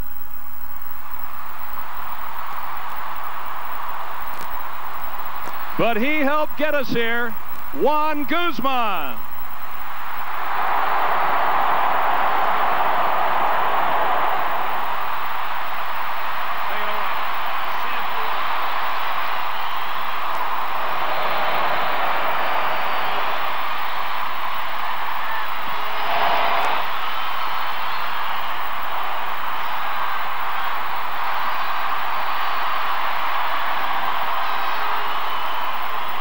Well, first I want to thank God to give me this opportunity to be here, and I want to thank the trainer too, because they helped me to come back from my injuries that I was, and helped the team to come back to make the World Series. And I want to thank the organization, to give me a chance to be here too, and all the fans too. I love you all. So I want to thank you all. Thanks. There you go, Juan. Very good. Thank you, Juan. I, for one,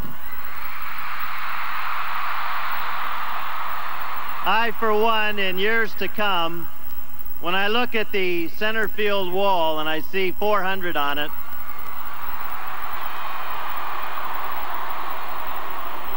I will always remember a fella pinned up against that wall with a ball in his glove who made the catch in the World Series, Devon White.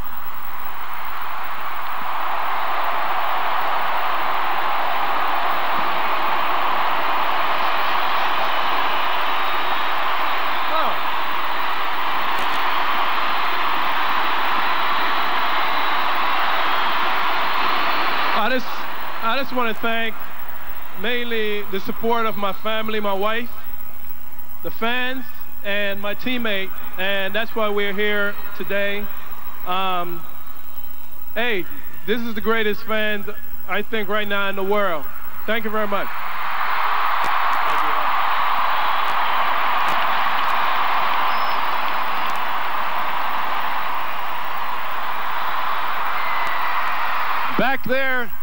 Back there in Atlanta, they're not chopping too much right now because Roberto Alomar brought home the tomahawk.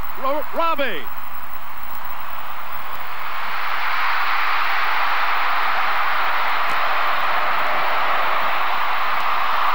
Robbie brought home the tomahawk.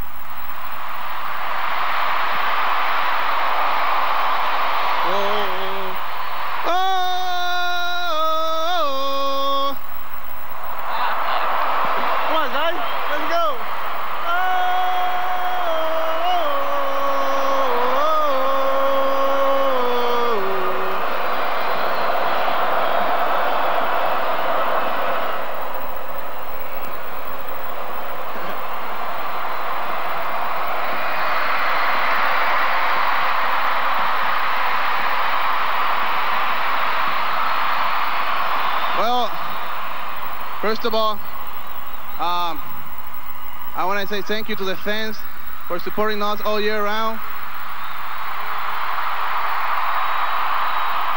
And thank you to my teammates. Thank you to all the coaches. And special, I want to thank to a man that deserved this more than us, Mr. Cito Gaston. I think so he deserved this. And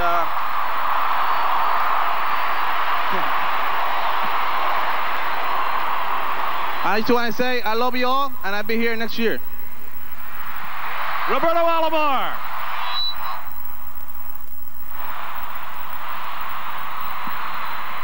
Thank you, Roberto. This next gentleman's bat is going to the Hall of Fame, and for good reason.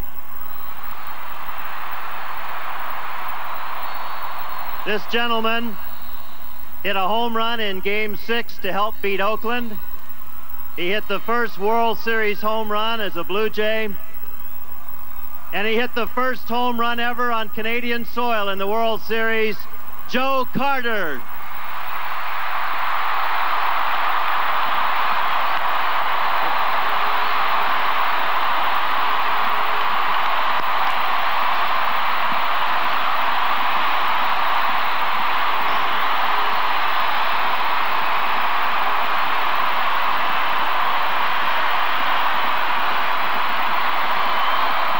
You all deserve it.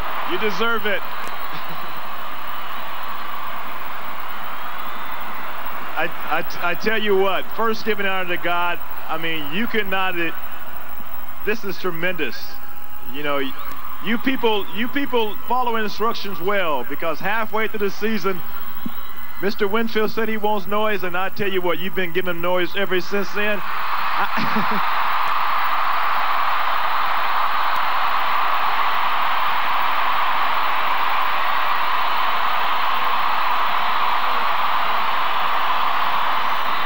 You got this town pumped up, and more than not, you got this team pumped up, because I tell you what, these guys came ready to play every single day.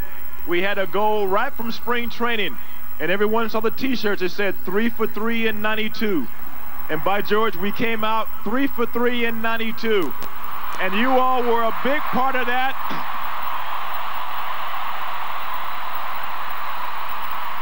This is a great feeling. I'm happy for the fans here in Toronto, for the city of Toronto, Canada, for my teammates here, because it was a total team effort. For Cito, Paul Beeson, Pat Gillick, everybody. I mean, this was great. This is what baseball is all about, and you could not have asked for a better ending to a season than what transpired here in Toronto. We did it. We're world champions. We're all number one. Thank you. There you go, Joe.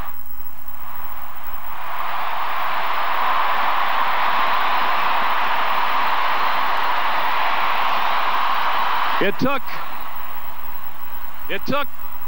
16 years for it to happen, and now looking back, it's like in the bat of an eye, 16 years, but we all know that there were a lot of players who came and went before the championship seasons came around, and it's so wonderful that this young man had the opportunity to come home to be a part of it all, if you will. Alfredo Griffin, ladies and gentlemen.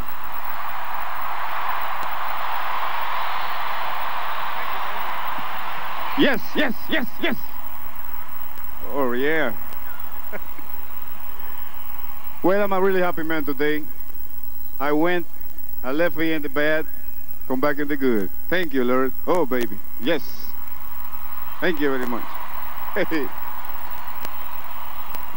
I'm really happy to be here. This, for me, is my first World Series. I already won one, but I forgot about that already. This don't mean nothing for me right now. The one coming is the real World Series ring. I love you, Blue Jay. Thank you, everybody. Thank you.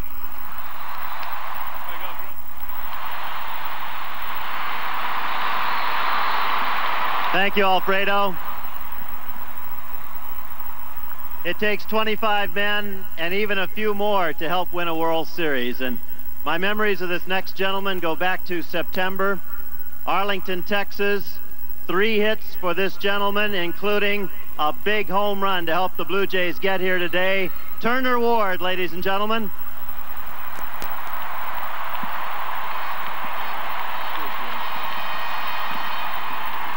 First of all, I want to thank my wife for having my little boy Tucker, who's sitting right there in the front row. And I just want to thank the Toronto organization, because I still could be with Cleveland. So if it weren't for them, I'd still be with Cleveland, maybe watching this on television.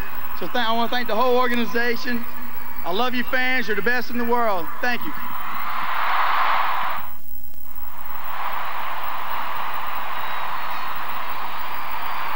They say in baseball, you got to be strong up the middle, and this young man showed just how strong he was. He beat off challenges for his job. He gave us a solid season and is as deserving of this World Series recognition as anybody in the Sky Dome today. Manuel Lee.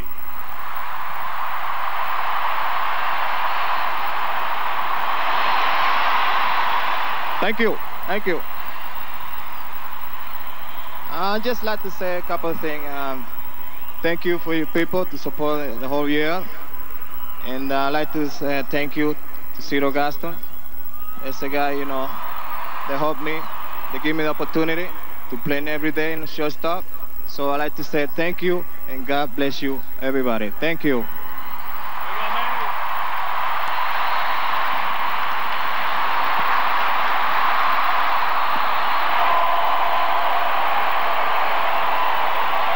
Thank you, Manuel.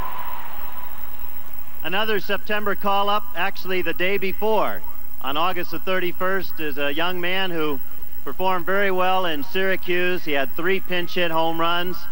He did have a tendency to bug his teammates on occasion. Ladies and gentlemen, Mike Maksudian.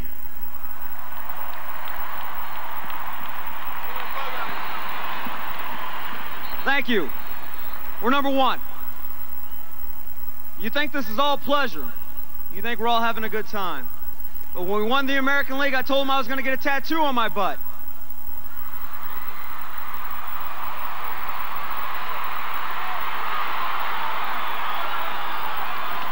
I got it.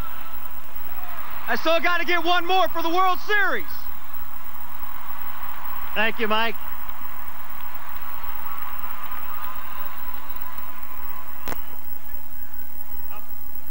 Let's turn our attention to a fellow right here who had one of these kinds of seasons. I mean, let's tell it like it is here. Up and down, injury racked, but he was there when the chips were down and when it all counted, and he's been here for some great seasons and hopefully many more to come.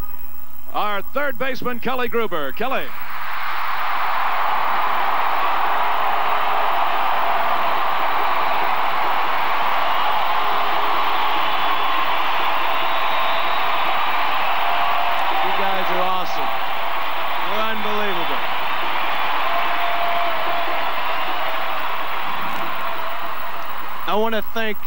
I want to thank in this order. I want to thank the God above.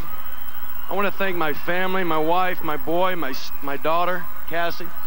And I want to thank you fans. You're the best fans in the world. And I don't care about the 1 or 2 that boo me. You're the best. Thank you all.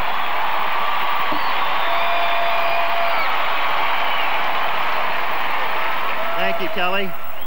Thank you, Kelly. When I think of this next gentleman, I'll think of a home run in the 10th inning to win a game down the right field line. And I think I'll always remember Atlanta's Jeff Blauser coming up with 2 on late in the game. He hit a ground ball over first that looked like a 2-run double, but John Olerud took it away from him.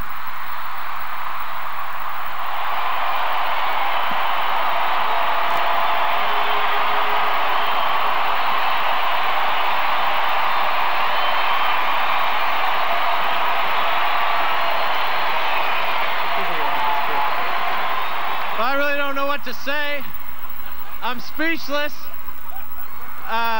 This was outstanding. You guys were great, and I'm just proud to be a part of it. Thank you.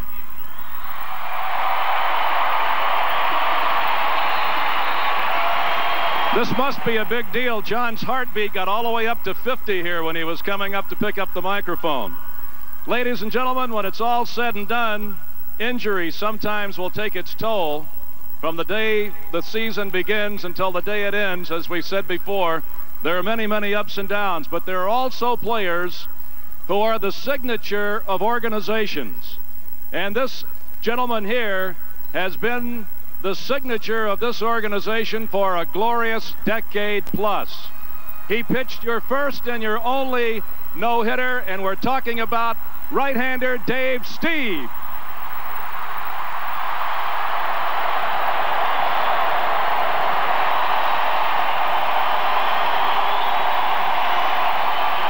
Thank you. What a day for this organization, what a day for Canada. And to be here 2 years after this team came into existence and to have done all that I had done with the help of many, many teammates over the years, and to see this organization strive for this day from day one since I've been here. And if it were not for all these tremendous athletes on this stage right now, I might have never been able to be a part of this. I wish my family could be here right now to share this with me.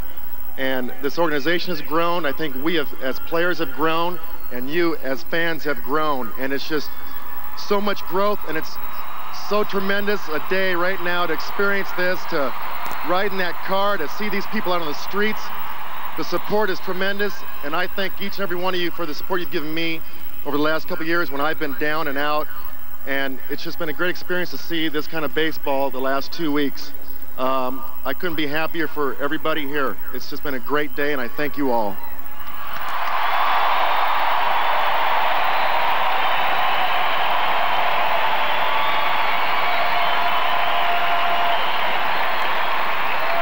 Thank you, Dave.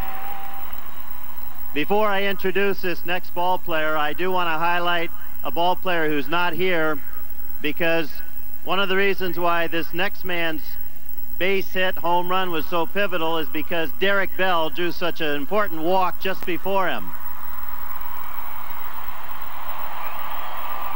I wish Derek were here to experience this, but he had a key walk in the playoffs against Oakland, and Roberto Alomar homered to help win that game.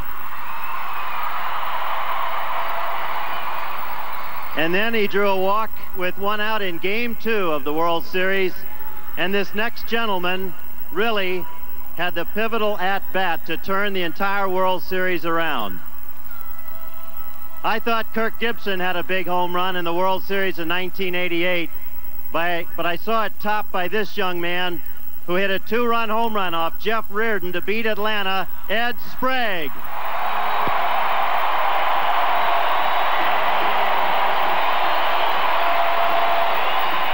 Thank you. This is what it's all about right here. Take all the money away, take all the fame, fortune. We play for that thing right over there. Everybody in here will tell you that. Throw all the numbers out the window. Winning's everything. And we did it.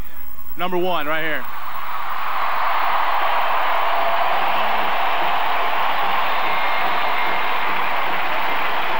Tell you a little story about the aftermath of the ball game the other night. This guy told me that, he says, when I was a kid, I used to fantasize and dream that it would be the last game of the World Series.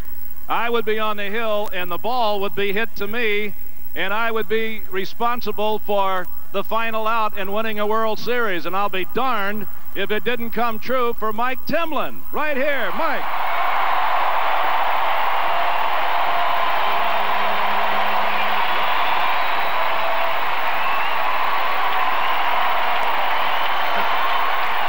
My heart's beating just as fast as it was when I was standing on the hill. First of all, I'd like to thank God just to let me be associated with all these guys out here and bringing my beautiful fiance to me. Another good part, we're all celebrating up here, but it's her birthday today, so I'm proud of her about that.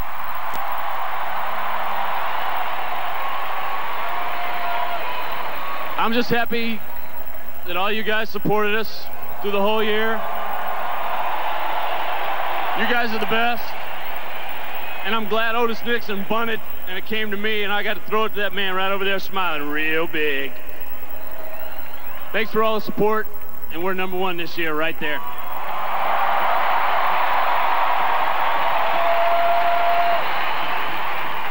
Thank you, Mike. I think the concentration has rightfully been on the months of September and October.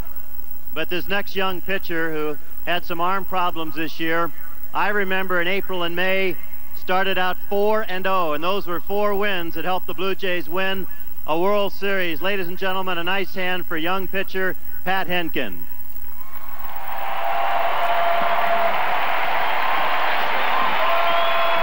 This has just been a great moment for me. It's just an honor to be up here and to play with these guys like Dave Winfield. I mean, just Hall of Famer. I'd like to thank the organization, all the fans, my fiancée Darlene, and it's just such an honor for me to be up here. I met some really nice guys and got some real good friends. Thank you.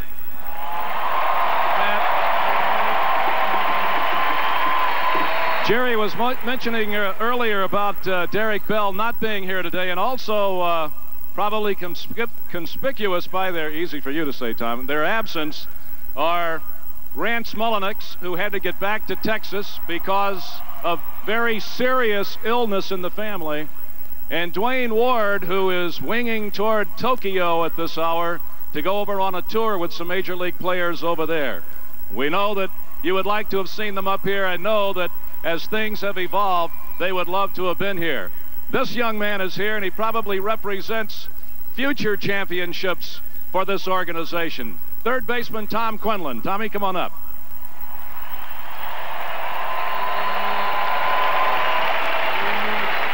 I'd just like to thank the organization for, calling me up in late August and have the great opportunity to play with these guys. And when I did get called up, though, all I heard about was how the fans in Toronto were very quiet, didn't cheer very loud. But you've proved everybody wrong. You're the greatest fans in the world.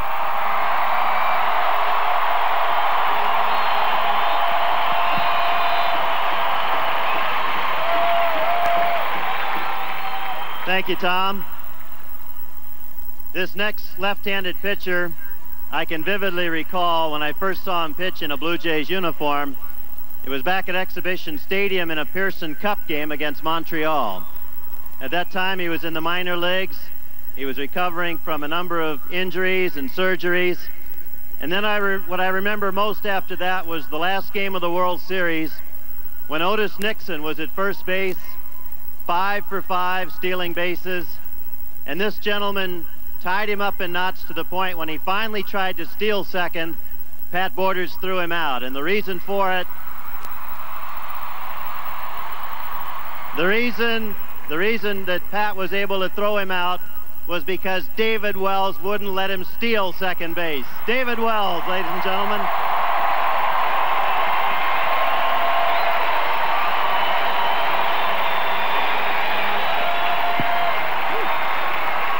I'd like to thank each and every one of these fans out here. I, early in the year, doubted you guys, said some things in the papers I shouldn't have said.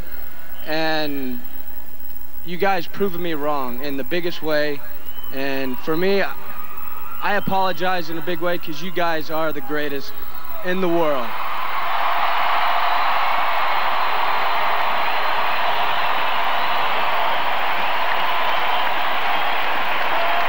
I'd also like to thank the organization, CFTO, and the rest of the guys for giving me an opportunity to pitch in a World Series. And most of all, my wife, who gave birth to my 8-month-old son earlier than the year. And he's up there somewhere waving at you guys. So thank you very much, and hope we can bring one back next year. Thank you. I'm going to ask these next two gentlemen to come up in tandem if they might. We'll get them both up to say hello.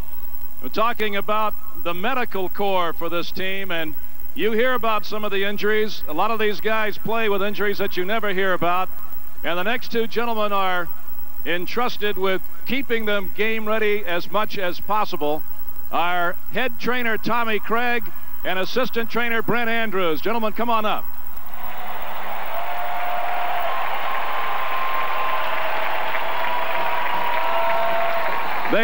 They said that there are no Canadians on the Blue Jays team this year. Well, I submit to you that Mr. Andrews here is from Calgary. Great season, huh? Outstanding. And we had a lot of injuries over the last 2 years, but I think we're feeling about as good as we felt in a long time today. Well, we got a lot of time to get well now. Tommy Craig, I'll translate for you, Tommy. Tommy comes from down in North Carolina, kind of talks like this. What a great season, huh?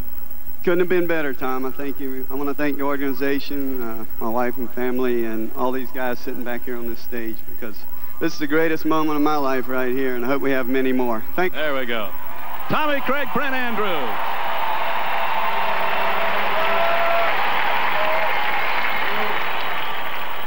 This next ball player has put a lifetime into his career. He did not experience postseason play until last year when he became a Blue Jay. And I think when you ask yourself, who do you want up with the bases loaded, you'd say Pat Tabler, ladies and gentlemen.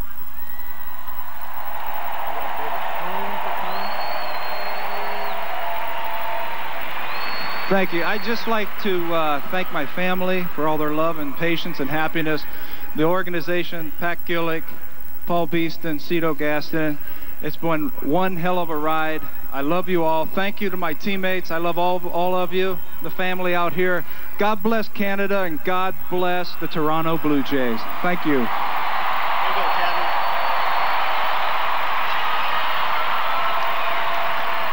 Let's get our clubhouse man, Jeff Ross, up to say hello. Jeff?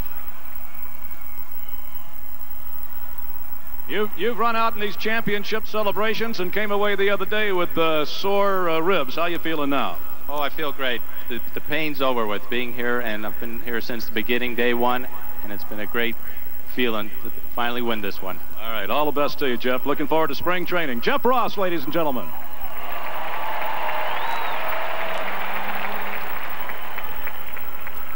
When we talk about this next pitcher, what comes to mind is like father, like son. This gentleman had a great season, but I know he would be the first to tell you, with his 3 2/3 innings of scoreless relief in the World Series, he had a greater postseason. Ladies and gentlemen, how about a nice hand for Todd Stottlemyre?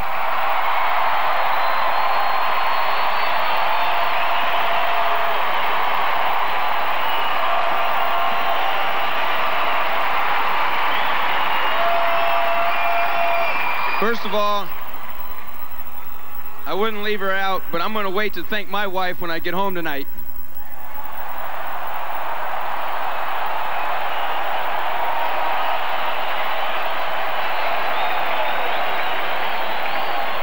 Canada not only has the best team in the world, but we got the best damn fans in the world. Thank you.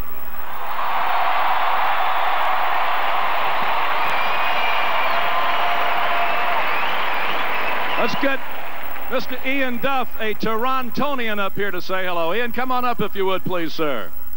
Now, let me tell you, not one of the high-profile guys, but maybe the toughest assignment in the whole scheme of things here, and that's to kind of placate the losers over here in this visitors clubhouse when they come in and the Blue Jays beat them. Kind of a long season for some of those guys, huh? Well, I've been here since day one, and I've had 3 celebrations in my clubhouse, 3 different times. Finally, we got to do it to them. We're number 1 now. There you go, Ian Duff.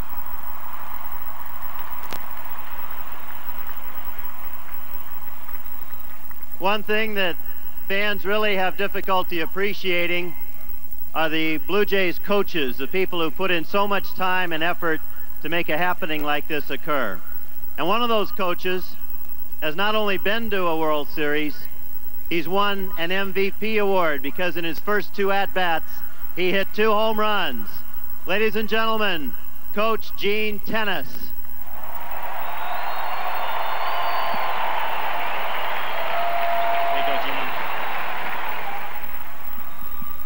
I'd just like to thank the organization for giving me an opportunity to get back in the big leagues as a coach. I'd like to thank all these players because I know what it takes to get to the World Series and what it takes to win one. I'm very fortunate this was my 5th one.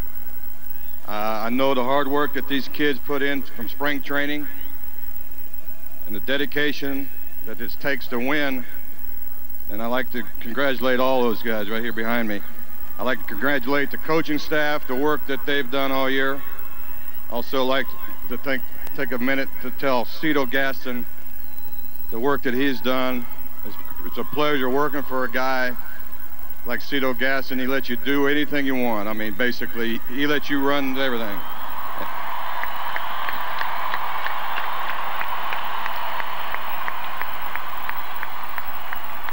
The organization, congratulations on your first one, and I hope it's just one of many. I want to thank all you fans. Without you people, it makes the job easier down here for these guys playing. Thank you very much. Thanks, Gino. Way to go.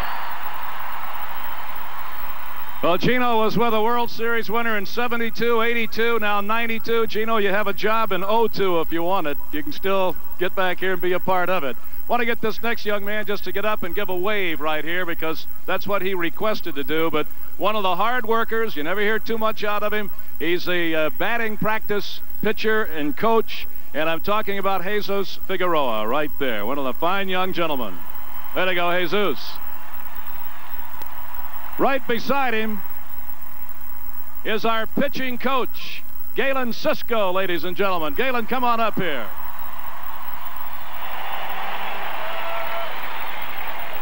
First of all, I'd like to thank the organization, the Toronto Blue Jays, and my wife for helping me make all those tough decisions.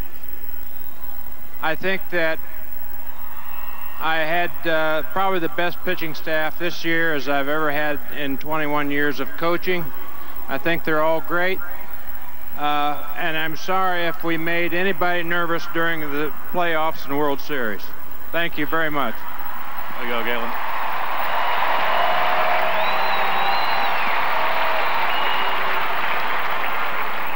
One of the real joys for anybody is to see someone work extremely hard and then have everything culminate in one game, one series. This next ball player was in the Blue Jays minor league system for 6 years, 6 long years. He started out as a third baseman, then he was a first baseman, and then he was a catcher.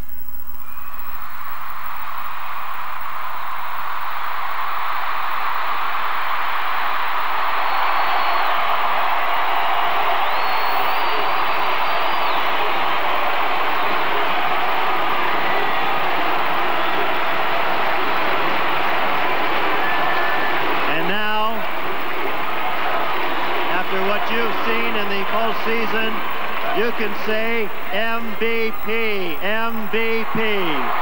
Pat Borders, ladies and gentlemen.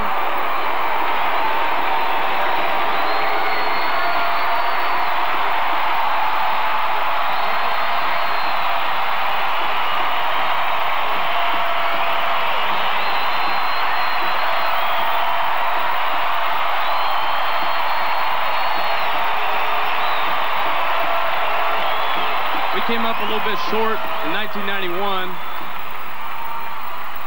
I think it's because of 2 players we attained over the winter. And you say MVP, you say most valuable player. These 2 guys helped us more on the bench and in the locker room before and after the games than anyone could help us on the field. I'm talking about Jack Morris and Dave Winfield.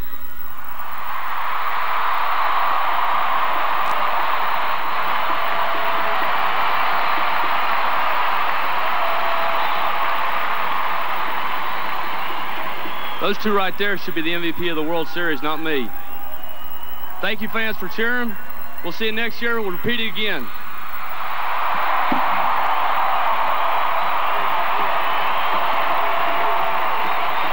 Sully. If anybody around here has seen a white-tailed deer, tell him just to stand pat, because Sully will be there in a day or so. Our bullpen coach, John Sullivan. Sully? Thank you, Tom. I'd just like to thank my family and everybody up here on this stage, I guess you would call it, for the great job they did this year. After 34 years, I finally got here. Thanks. John Sullivan.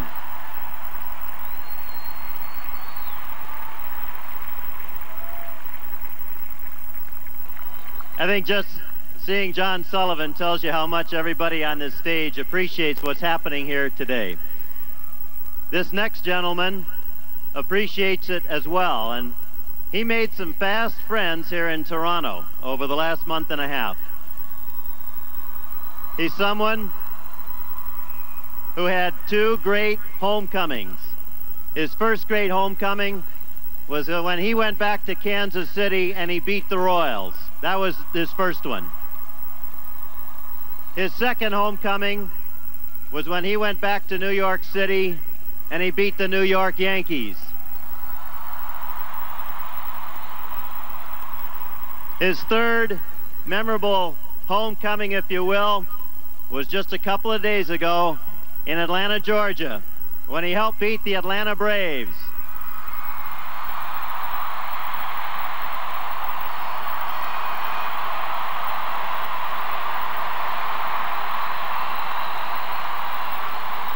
A lot of you will forever remember wearing cone heads here at the Sky Dome for David Cone.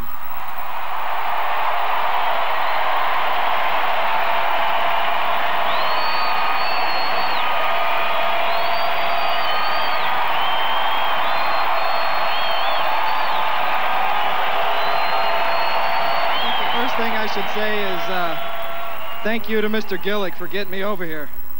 It was like I was hitchhiking on the side of the road and got a ride to the World Series. Unbelievable.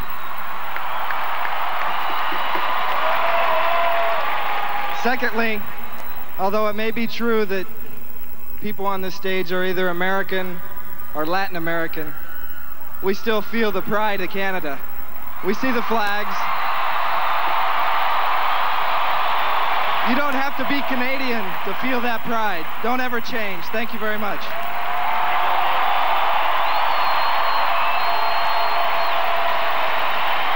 Rich, come on up here. Rich Hacker, third base coach Rich Hacker. Got to wave him home to a World's Championship, Rich. Thank you, Tom. I'd just like to thank the organization for the opportunity to be here the last 2 years. I don't think there's an organization in professional baseball more dedicated to putting a winning product on the field. And you fans, 2 years in a row, 4 million fans, you're the best. And I also like to thank my family for being here today, and happy my kids are here with me. And to the players for what they did this year, I don't know how I could ever top this year for myself personally. They worked hard, they deserved it, just as you fans have worked hard and deserved it. Thank you again.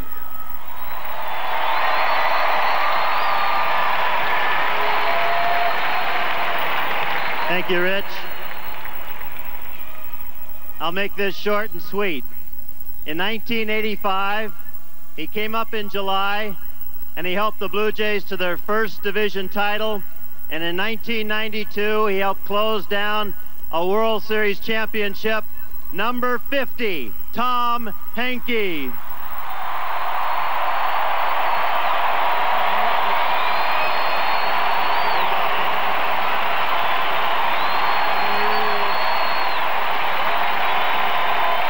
Thank you. I just have to thank God for giving me the ability to participate on this great team. I want to thank my family, my beautiful wife, Kathy, my kids who are sitting at home probably watching this on TV, all my friends here in Canada and in the States. I got to thank the organization for getting me over here from Texas. I also got to thank all the great players that are here. This is the greatest team I've ever played on in my life. And I want to thank the fans especially, because without the fans, I don't think we'd have been able to do it. It was your support that carried us through, and I want to thank you all very much. Thank you.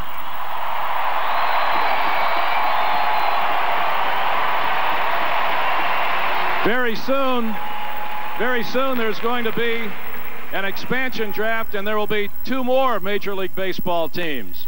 16 years ago, the Blue Jays and the Seattle Mariners became the new kids on the block in Major League Baseball. The Blue Jays selected as their very first player in that draft back in 1976, and now he's back here as a coach, Bob Baylor. Bobby, come on up. The first Blue Jay, ladies and gentlemen. Thanks, Tom. Believe me, it was 16 years ago, because everybody that recognized me around Toronto now has gray hair like me, so it was 16 years ago. 16 years ago, I rode in the parade, the Grey Cup Grey Cup parade as the first Blue Jay, and there was people out there supporting us then. They supported us through all those 100 lost seasons, as Alfredo and Dave Steve can attest to. And look at you now, you're still supporting us world champions. I'd like to thank everybody involved with this. The trophy is beautiful, and maybe again next year. Thank you.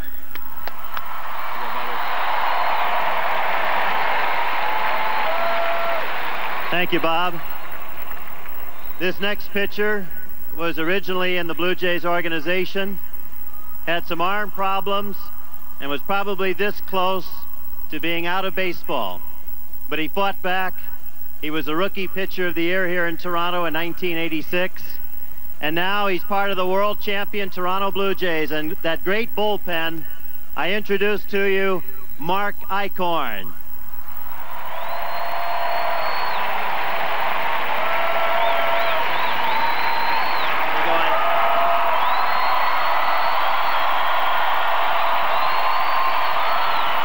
First of all, I'd like to thank God for this opportunity. I'd like to thank my wife and the family for all the support. This is a very special moment for me. I was with the organization for 10 years, then I went away for a few years, and I probably won't see a lot of these guys. We won't see a lot of each other, and this is, without a doubt, the most exciting moment in my life in baseball. And this year, something happened when I was with the California Angels, really put life in perspective. Was a bus crash where a lot of my friends could have died. And Sully, I'm taking after Sully here, but it really put life into perspective. And just to be here in the World Series, it just is something that I'll cherish forever. Thanks, guys. Thanks to the Toronto Blue Jay organization.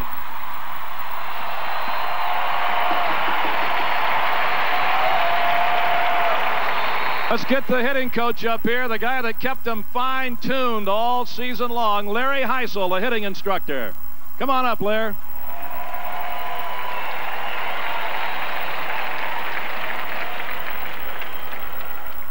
Best news of all, no BP tomorrow. Sure is. Tom, I'd like to make two quick statements to 25 of the best players I've ever been associated with. In 92 men, a job very well done. Let's do it again in 93. Well, there.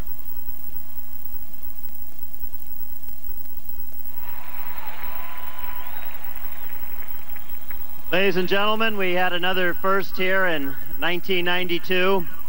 The Blue Jays had their first ever 20-game winner.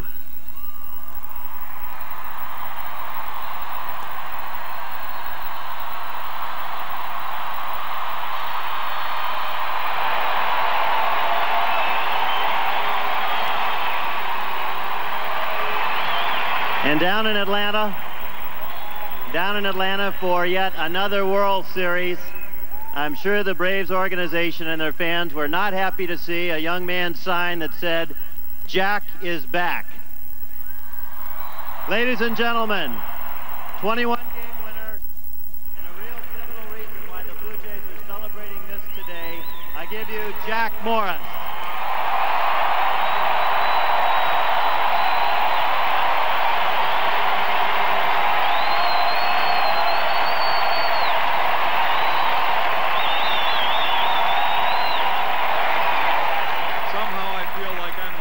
Guy here because this isn't my first time doing this thing, but the older you get, the harder it is to continually work, and you appreciate more and more what's come your way in this game. I think my teammates will agree when they say I think Jack Morris is a bottom line kind of guy, and what I'd like to do is thank you fans. There's been a lot of controversy about the amount of noise you make, but there's one thing that's very clear. You've supported this organization 2 years in a row with the best attendance in the game, and that attendance has been able to purchase and assemble a team that is worthy of world championships. I thank you for that.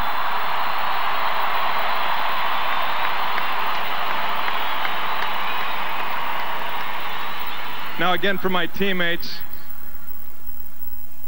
I just want to let them know that how hard a work a moment like this will always be remembered. I've been here before, and it seems like no matter how many I've been through, and I've only been through 3, and I'd like to be through a couple more, but you always remember these moments. I quoted a little poem for them in spring training, and I've changed it a little bit so all of you can hear it. The poem goes like this: roses are red, violets are blue.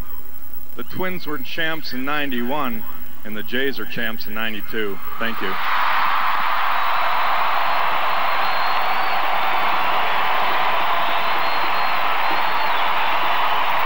The multi-dimensional Jack Morris. Pitcher, rancher, poet. Beautifully done. Another of the behind-the-scenes individuals up here, and a lot of these guys will be happy to see the last of him for some months to come. He is their strength and conditioning coach, and early on in spring training they dubbed him Saddam to give you an idea of what they think about Mr. Rick Knox. Rick, come on up here. Hello. I just want to say one thing that's very clear.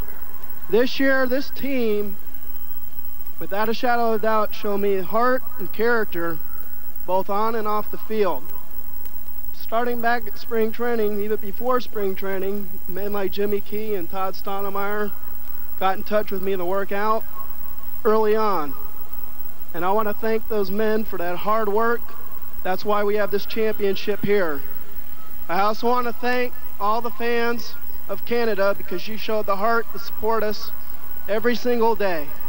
Thank you. There you go, Rick.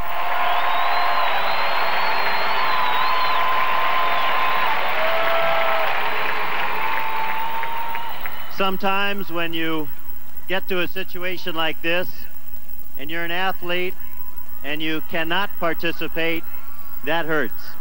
Especially when you've been to a World Series before and you know that you could make a contribution, God willing. Well, this gentleman has had arm problems, and to top it off, he got a little dizzy along the way, but he's a great citizen in the clubhouse, someone who's been here a long time. I'd like to have him come up and say a word to you.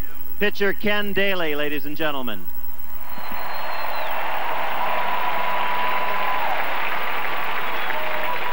I'd just like to say I've been involved with some good fans, some good ball clubs, but I've never had the opportunity to be associated with the best. Fellas, thank you and God bless. Ken Daly. We're so fortunate with a team like the Blue Jays when they do it with homegrowns to such a great extent. We have had the good fortune of literally watching this young man grow up on the job. He comes from Huntsville, Alabama. I can remember 1984 when the club was just about to start the season and playing the final tune-up game in Portland, Oregon. They had told him, you go back to Florida, you don't figure in. They played the game. They got on the phone. They said, get back out to Seattle, you do figure in. He made his debut, bases loaded. Rod Carew at the plate in Anaheim, California, got him out of a jam. And when you think about it, he got him out of a couple of jams here in postseason 1992. Left-hander Jimmy Key.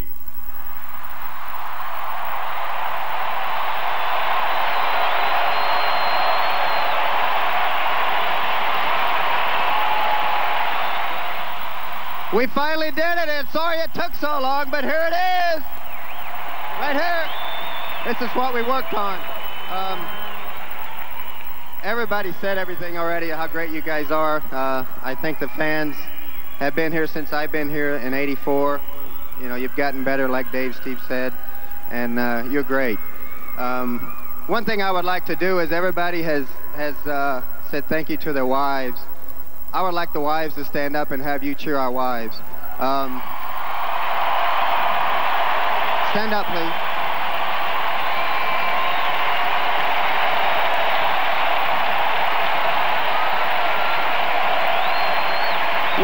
fortunate because we get to come out to the ballpark every day and play in front of you people, and you're cheering us all the time. But these are the women behind the scenes that do the dirty work. They do all the hard stuff. We get to have all the fun. So thank all of you. I'd just like to say one last thing. I don't know what's going to happen this winter. My ears are open, like I've said in the past. Whatever happens, happens, but I want you to know that I've enjoyed every day that I've been here. Thank you very much. Jimmy Key.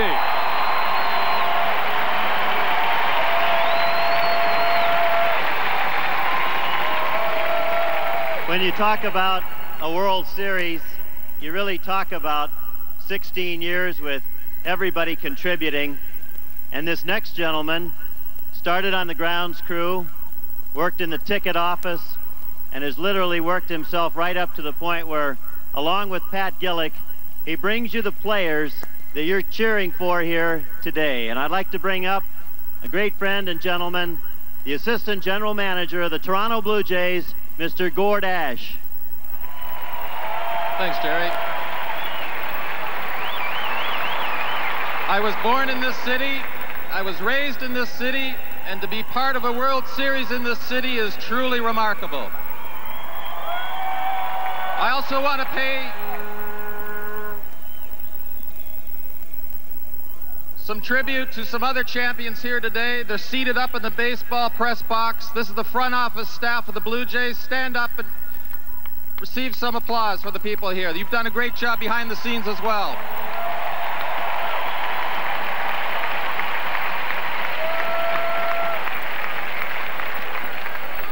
We're going to try our best to put a club together that can do this again in '93, and we'll see you back here then. Thank you.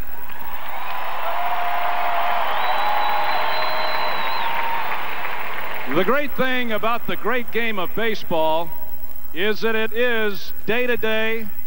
It is an armchair manager's paradise. It is a second-guesser's paradise. But if you're sitting in the dugout and you've got the big bag of managerial rocks on your shoulders, it might be the loneliest job in the world as well. This guy took this team over a few years ago and does not have to take a back seat to anybody in the game anywhere. He is the manager of the world champs, Cito Gaston. Cito.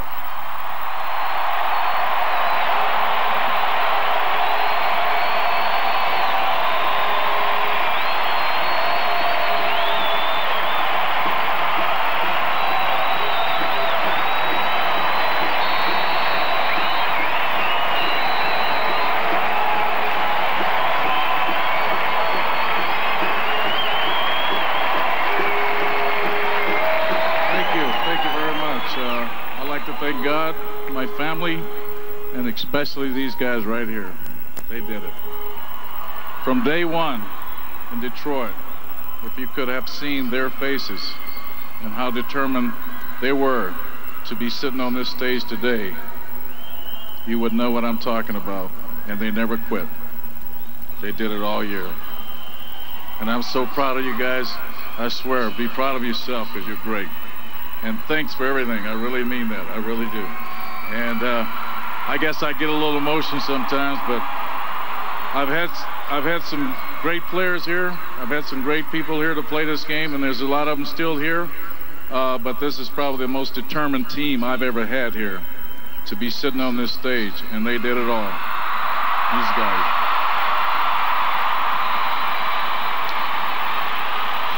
I think there's a lot of people you'd like to think. I think they know who they are. But most of all, we'd like to thank you fans, because without your support, we could not have put this type of team on the field. And Jimmy Key said it best. Thank all your wife. Let's do it again. Thanks.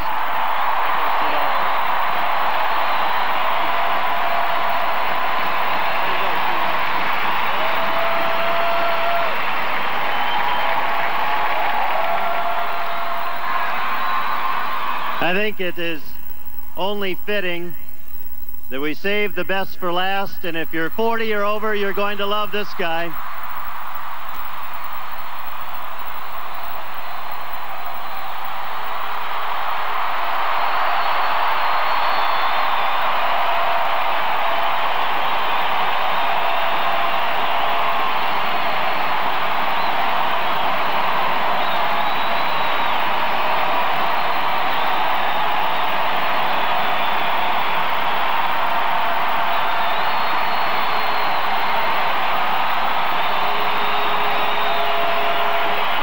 This Sky Dome is his Winfield of dreams. Ladies and gentlemen, Dave Winfield.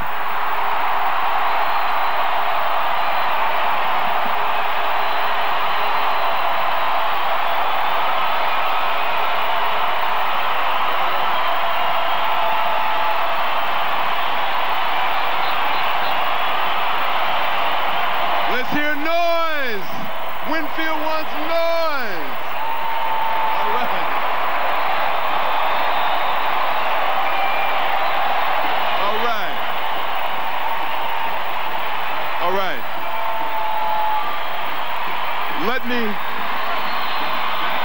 Let me just take one moment to try to summarize everything that these guys feel today.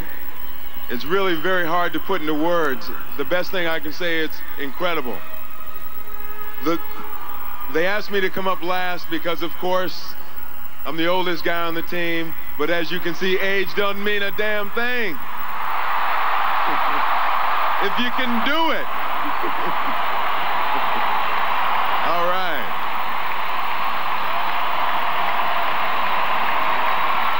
Let me say, it seems to me that today is about two things. It's about celebration and it's about giving thanks.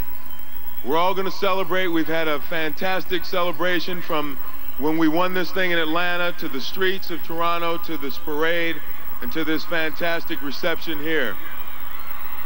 I have to thank God for giving me the ability that I have and steering me in the direction of playing baseball, professional baseball. I've done it for 20 years. Every year hasn't been good. I've probably gone through some of the worst years that anybody can endure in this sport, and I've now witnessed and been through one of the best, and that's 1992.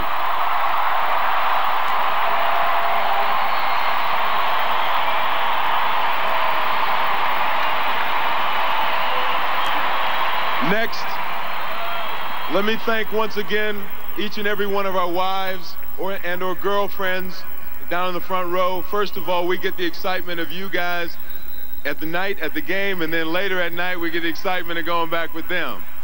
Now, also, the Blue Jay organization, you've been great. You really have. The front office staff and the people behind the scenes, you have made this an enjoyable year. Thank you very much.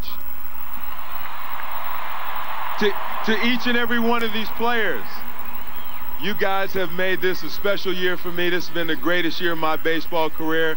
I've never won a championship at this level. You helped bring that about. You guys have been fun in the locker room. After the games, you're the best bunch of guys I could ever ask to play with. I want to thank everybody. This has been beautiful. We hope to do it again. But I'll leave you with one last thing.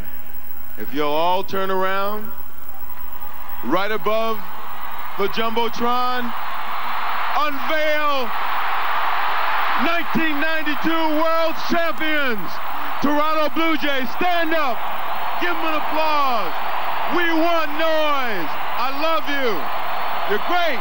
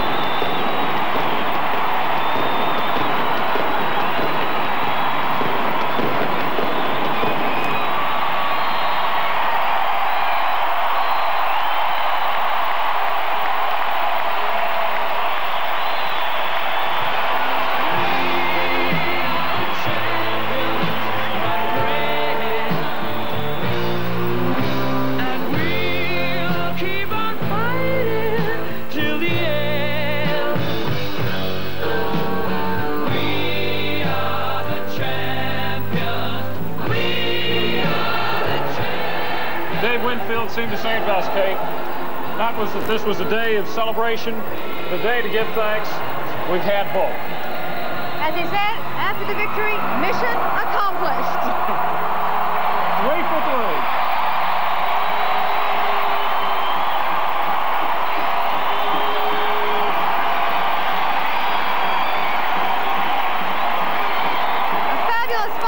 Display to cap it all off as the Blue Jays slowly head down from the podium.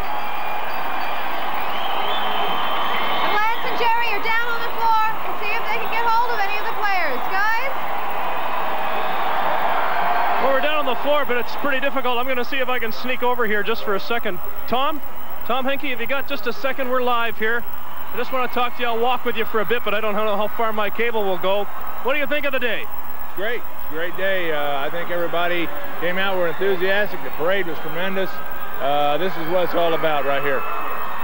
Everything that you've gone through over the last week, is it what you imagined it would be when you got there? Yeah, I think so. I think it's everything it could be. I mean, we've got the greatest fans in the world. I played with the greatest team in the world. Now I get to go home to the greatest family in the world. So it's just been a tremendous experience. It really has. How much longer are you going to celebrate before you turn the page and look at next year?